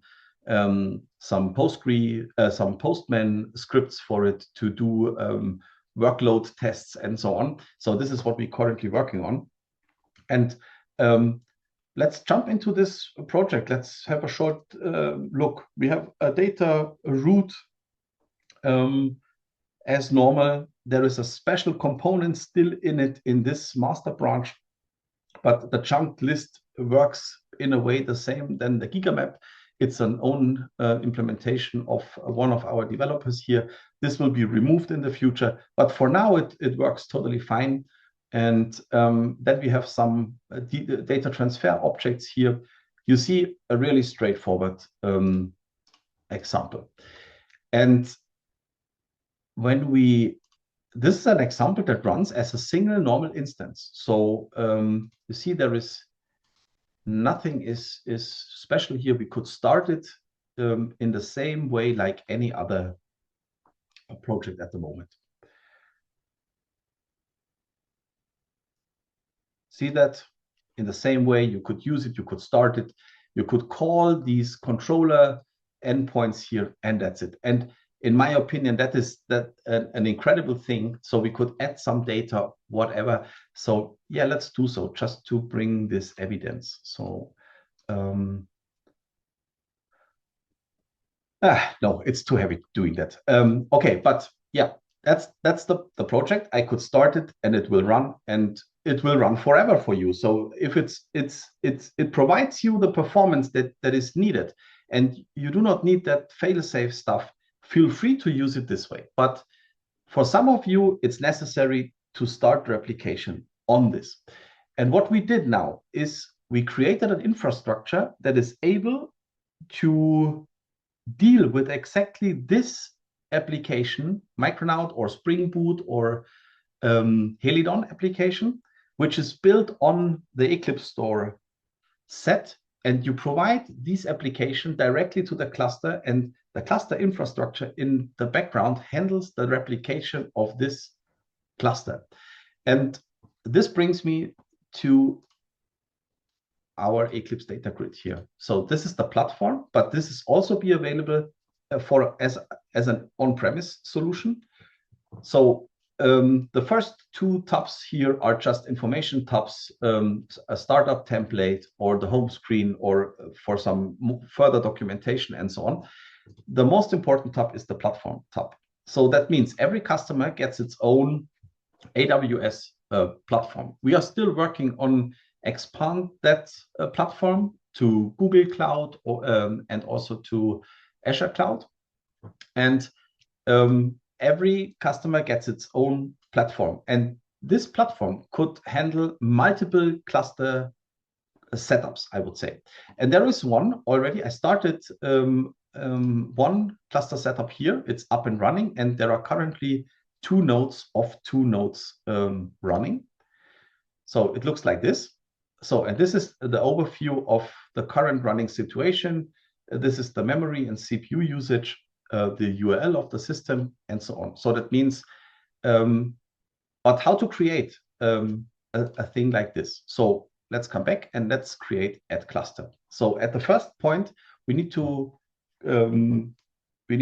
make the decision what application type we want to have. Then we have to choose the cluster tier. So we first have to choose the base tier layer. So that means that is a basic tier for all the supporting things in the background. There are some proxies that are needed to let them communicate to each other and so on. Let's say we need a small one, and the small one provides you the following node tiers. We could use the micro node tier, small one, and you see different CPUs and memory setups here.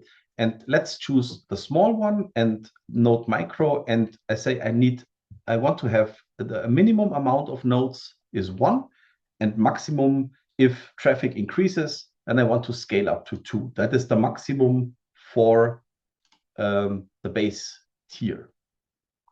So if we choose the medium ones, then we could scale up to 5. So that's the idea behind. So you will only pay for the really scaled nodes. So that means if you have heavyweight traffic, it scales up to 5, then you have to pay for 5. If it stays on 1, you only have to pay for 1 the whole time. That's the idea behind. You only have to pay what you have really used. And that's setup. We use the small one, and we choose the micro, and then we say just for you, let's say 2 of 2, because it looks better when we see 2 nodes. And let's say next. So then we have to provide a repository URL, and that's I already. So this is the same link that I provided you to the repository, and I have to say, okay, use the master branch. You could also upload a jar file. That's also possible, but here you have to provide the repository. Any environment variables are not necessary. And that's all. Let's say next. Oh, did I miss something? Oh, I need to add a name. Let's call it my cluster. Okay, next. Then you could do some security stuff here, nothing really important for us now, some proxy settings. I will explain this a little bit later. And I could also upload an already existing storage. And that's it. Let's create. Now, the only thing you have to do is to create or deploy cluster. And it will directly create the IT infrastructure in the background with the same application that we had here in my IDE. There are no changes. Just deploy it, and it will be replicated automatically in the background. And this is exactly what already happens here. So it's up and running. And now when I switch to my Postman, oh,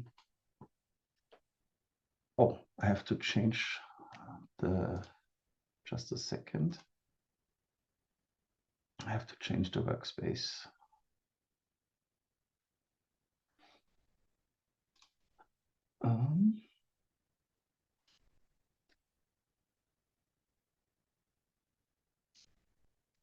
There it is. This one, last one.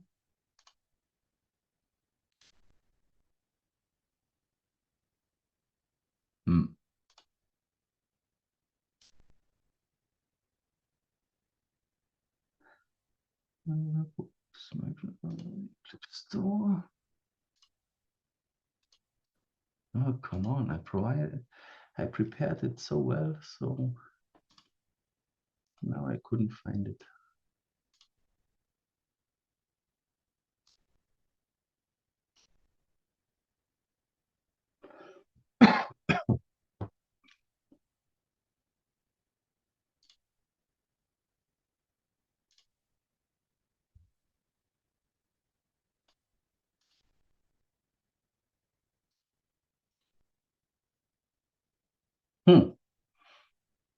Okay, seems I'm not able to find it.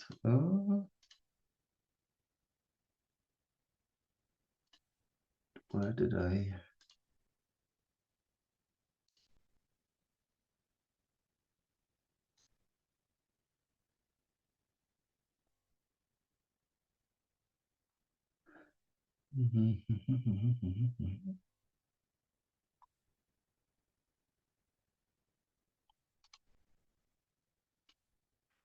Was not right.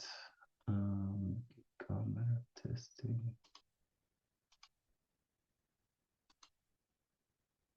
That is really crazy.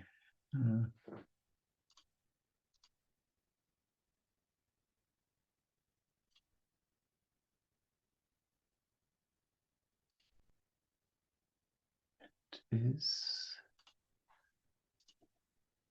See, it was not books. It was based on. Oh, sorry, just a few seconds. I need to find it.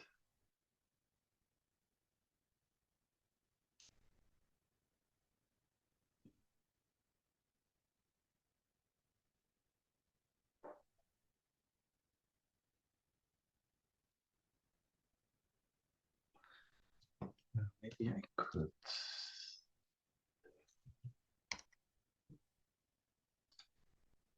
Oh, need this one.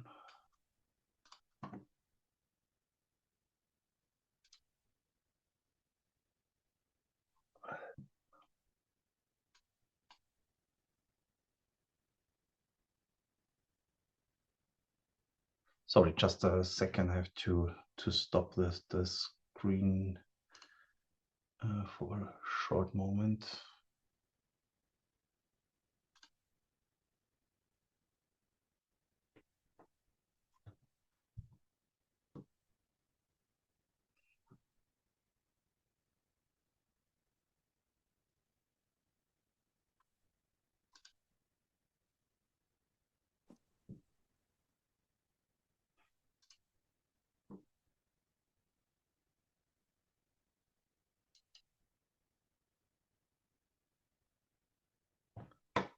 Okay, it was part of that. Okay, so.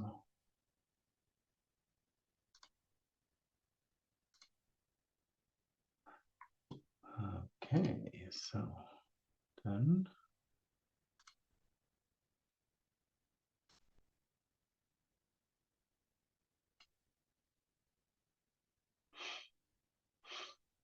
Okay, so let's share it again. Okay, looks good so far. So we have books and authors and publishers. Okay, I think we are good to go. So could you see my screen again? Hope you do. Yes, we can. Okay, great. Okay, so I prepared a setup of some methods here, and this is also what we later provide for you to make some tests and to test the cluster and so on. And as I said, let's close all this no longer. Yeah, let's do some change. Okay, here we are. So first we have to copy the URL of the cluster itself. So therefore I clicking here. So that provides me the URL to the cluster. And when I need to first insert one author, and I need to add a value here. So that's the URL of the cluster, and then I'm getting a 200. So it creates one author, and in the same way, I need to create a publisher. So, and then now I could insert books. So I need to add the same URL here. Oh.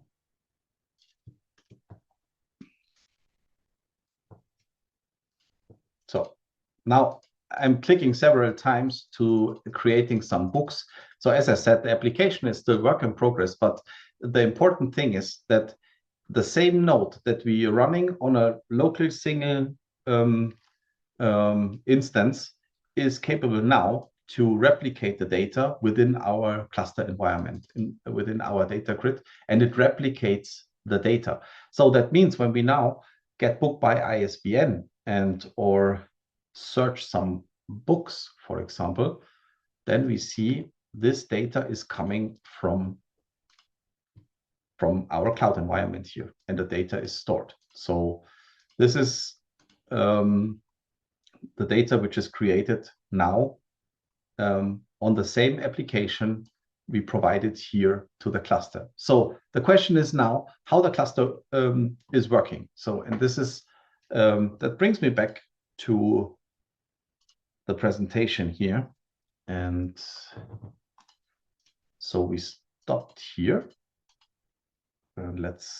So the idea was to create a central point for hosting your applications. And so that means working as long as you can on your smaller micro service-based applications as I said, as micro services, as long as you can. But if you need replication in the end, and for sure data replication, then you could move on to the cluster itself and to create an infrastructure which is capable to use the same code base and replicate it out of the box, and taking care about replication in the background, and you don't have to take care about this, and provides monitoring, logging, backupping, and so on.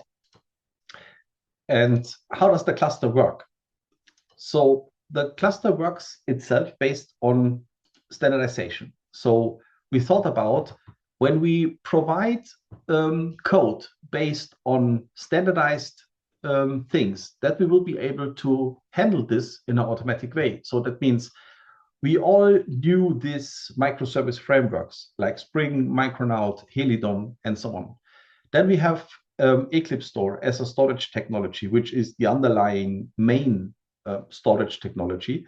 So based on this, we are able to know everything about the provided application. When we're now talking about a specific cluster API that handles the communication between all these components here, we just need a possibility to communicate, and then REST comes into play. REST is also quite standardized, and all these technologies combined together enables us to do a replication out of the same code base.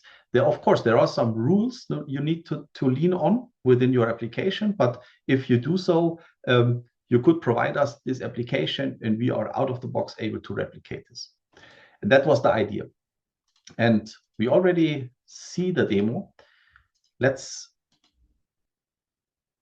talk about a little bit what we providing. So we providing an asynchronous replication on a single leader cluster with an eventual consistency. That means we're providing failover and high availability, no data loss and no data inconsistency.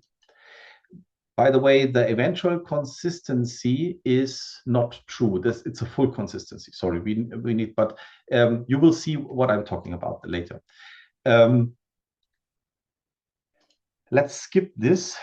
So this is the overview of how the data replication works. So there is one load balancer and some smaller elements, some proxies in between here. The basic setup is we have one writer node, which is capable to write and read. And we have a second one, or maybe a second one, because it's also possible just having just one node, which is writer and reader at a time. And then we have multiple reader ones. Means every read request is managed by the load balancer and will be returned from maybe every node. Write request goes through the writer node, which is creating, which is the single source of truth here with a backup directly. And then it will be streamed through all the other reader nodes via Kafka. At the moment, Kafka is working in the background as a message provider, and it provides the replication for all the others. So, and that is part of our cluster API, which handles the communication between Kafka and the reader nodes. Yeah, the features are currently are we supporting AWS, and of course that on-premise solution. This is also a way that I want to mention. The whole system is also available on-premise. I want to share this later. And we are supporting Micronaut, Helidon, and Spring. Spring is still missing here. It's just an old presentation. I think I should skip this. Let's move on to this one. And an interesting information is how does the communication works. And therefore, I just create another cluster here. And that's the interesting point. I skipped this before. For some reasons, we need to distinguish between what HTTP methods should be forwarded to what server. And that is what the default setting that we provide here. Every delete, put, post, and patch goes to the writer node. Every get and all the others, trace and head and so on, goes to the reader nodes. And this is how we distinguish between the HTTP methods. But there could be another possibility, routing via a specific URL path. Means if there is a specific URL path in it, it goes to the reader node or it goes to the writer node. There is an example down here. And it's also possible to route via header value, meaning if there is a specific header keyword in it, these keywords, for example, write request or write or whatever, goes directly then to the writer node. There are many different possibilities. The default one is route via HTTP method. This is working really great, and I think that provides everything you need. It's just about to separate writes from readers, and that's what the proxy settings are for. Regarding the security, of course, there are some authentication, none and basic. Authentication is available, but there are many more things possible with the AWS private link and so on. Yeah, feel free to check it out. Currently, we are providing, if you contact our sales, so we're providing packages of a free budget to test around with this. So feel free to contact us. But if you are able to create your own cluster, and if you are familiar with Hibernate and Kubernetes, then you could also, just a second, visit the Getting Started here. And this is the here where we provide our on-premise setup. So you could get the same setup here via on-premise here by creating your own Helm charts and so on. Everything is provided now, but then it works a little bit different. It is working like you have your just this element here, just creating your own cluster. All that other stuff around is not necessary for our on-premise solution, because we are using that platform just for getting resources from AWS. But on your side, these resources are should be available anyway. So you still need to have a Kubernetes cluster somewhere to running a cluster setup that we provide at the end. So the on-premise solution starts here. So that, and it's not configured via UI, it's configured via Helm, and you provide your jar files at the end. Okay, there is a lot of stuff. Currently, we are planning a new type of training at the beginning of 2026 regarding the data grid and so on. This is step 3 in a row. That is why it is just a small introduction here on this in this training. If you want to know more about, feel free to contact me to test it out to see. Now it's time for your question, and I hope there are a lot. I left enough time for you, and the first one is there. How does it work in the background? Are calls to the cluster storage window then not in memory calls anymore, but rather remote REST HTTP calls? Okay, if I understand it right, so there are still the same REST endpoints available then within your application. So every application provides the same REST interfaces within the cluster, but only the writer gets the right requests. And this is managed by the load balancer, and there is we call it writer proxy, and it manages that only the writer requests goes to the writer node. But all the others are providing its REST endpoints as usual. So that means every node provides the same REST endpoints than the other. And we're talking about data replication. Each node has the same data. So that cluster is made for high availability. So that's exactly the point. When we're talking about the data grid here, we are talking about high availability. So saying it doesn't matter how many requests we get, they could be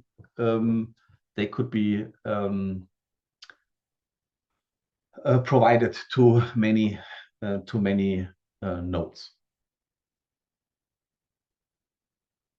But the application itself, it's working the normal. The writer node gets the request, it stores the data to its hard disk. Maybe we could jump into the we could jump here. That could help to explain this.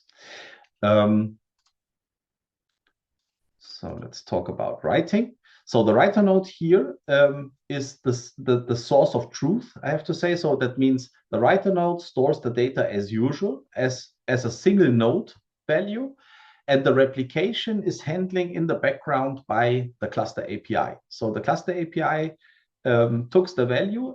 At that moment, if the value is stored, then cluster API gets the okay to replicate it to all the reader nodes. So that means that is what I talked about when we said we're talking about a full consistency. So at that moment, you write something, it goes directly to the backup, and then it will be replicated. Does that answer your question? But it might be, and that's the difference. So maybe you are asking, it might be that you get old data, that's for sure. So we talking about an asynchronous solution here. I think that's the important note here.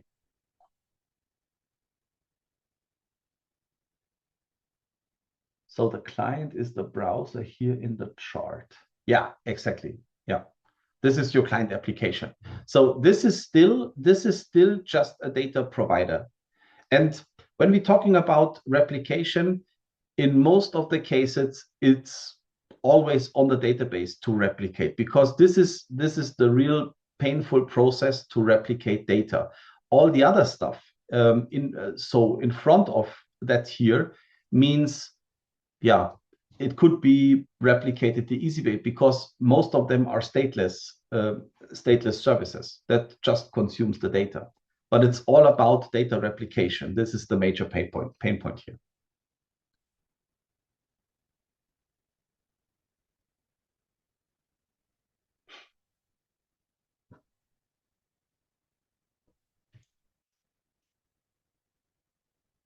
Okay, some more questions. So let me just check.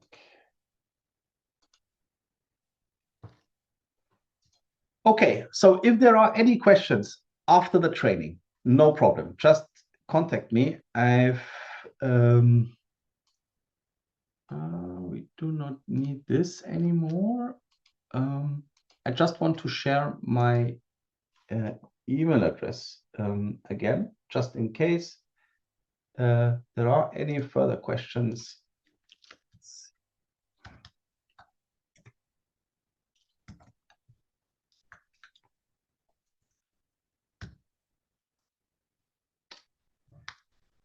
So that's my email.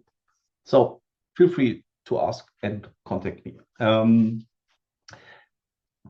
So let me check our topics for today, just to ensure that we did not forget something. So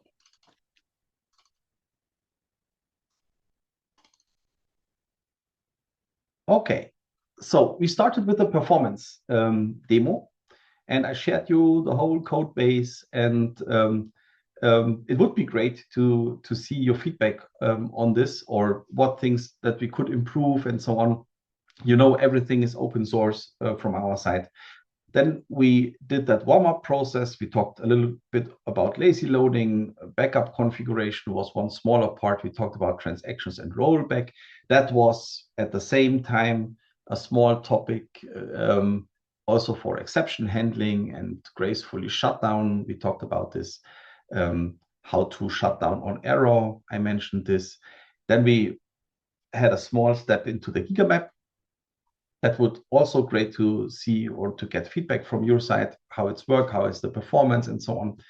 Then we talked about concurrency handling, which was a major topic for today. And we talked about the cluster data replication. And the interesting part here is that using our cluster is more important to understand the underlying basic technology. And that's why the part of single applications and how to create a data structure and how to use GigaMap and so on is more important to understand this, because deploying this to our cluster is, compared to the whole technology at the of the API itself, it's quite easy to use it. And I'm talking for our on-premises platform, of course, not for for our SaaS platform, so the data grid. I'm not talking about on-premise. On-premise is a more advanced topic, but it's possible basically. Okay, so then I covered all the topics, but I can't log into the portal. Okay, so did you sign up please send me an email regarding this. I will take care about this. Maybe something went wrong, or we need to check your account, or just let me know via email. Then we could take care about this.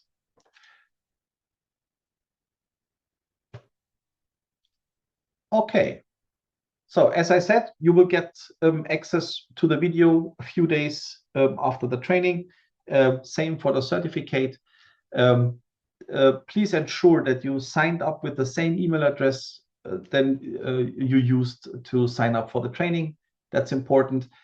Otherwise, if this is not possible, let me know. I could also register a different email address. Maybe just let me know you got my email address.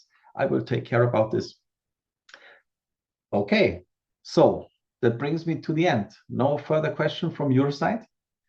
Oh, do we need to add details to the account, or it's enough to it's enough just to register? There is no more data necessary.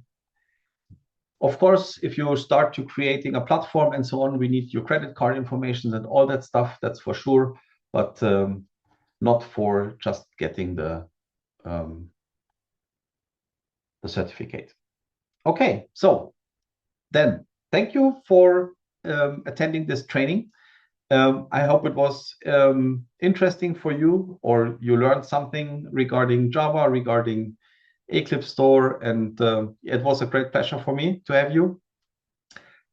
Yeah, feel free, or let me know your experience with EclipseStore. If there are something that we need to change, also let me know. There is a lot of stuff on GitHub discussions. All the technologies are open source, so feel free, check it out. Let us know how successful you are. Thank you, and yeah, have a nice evening.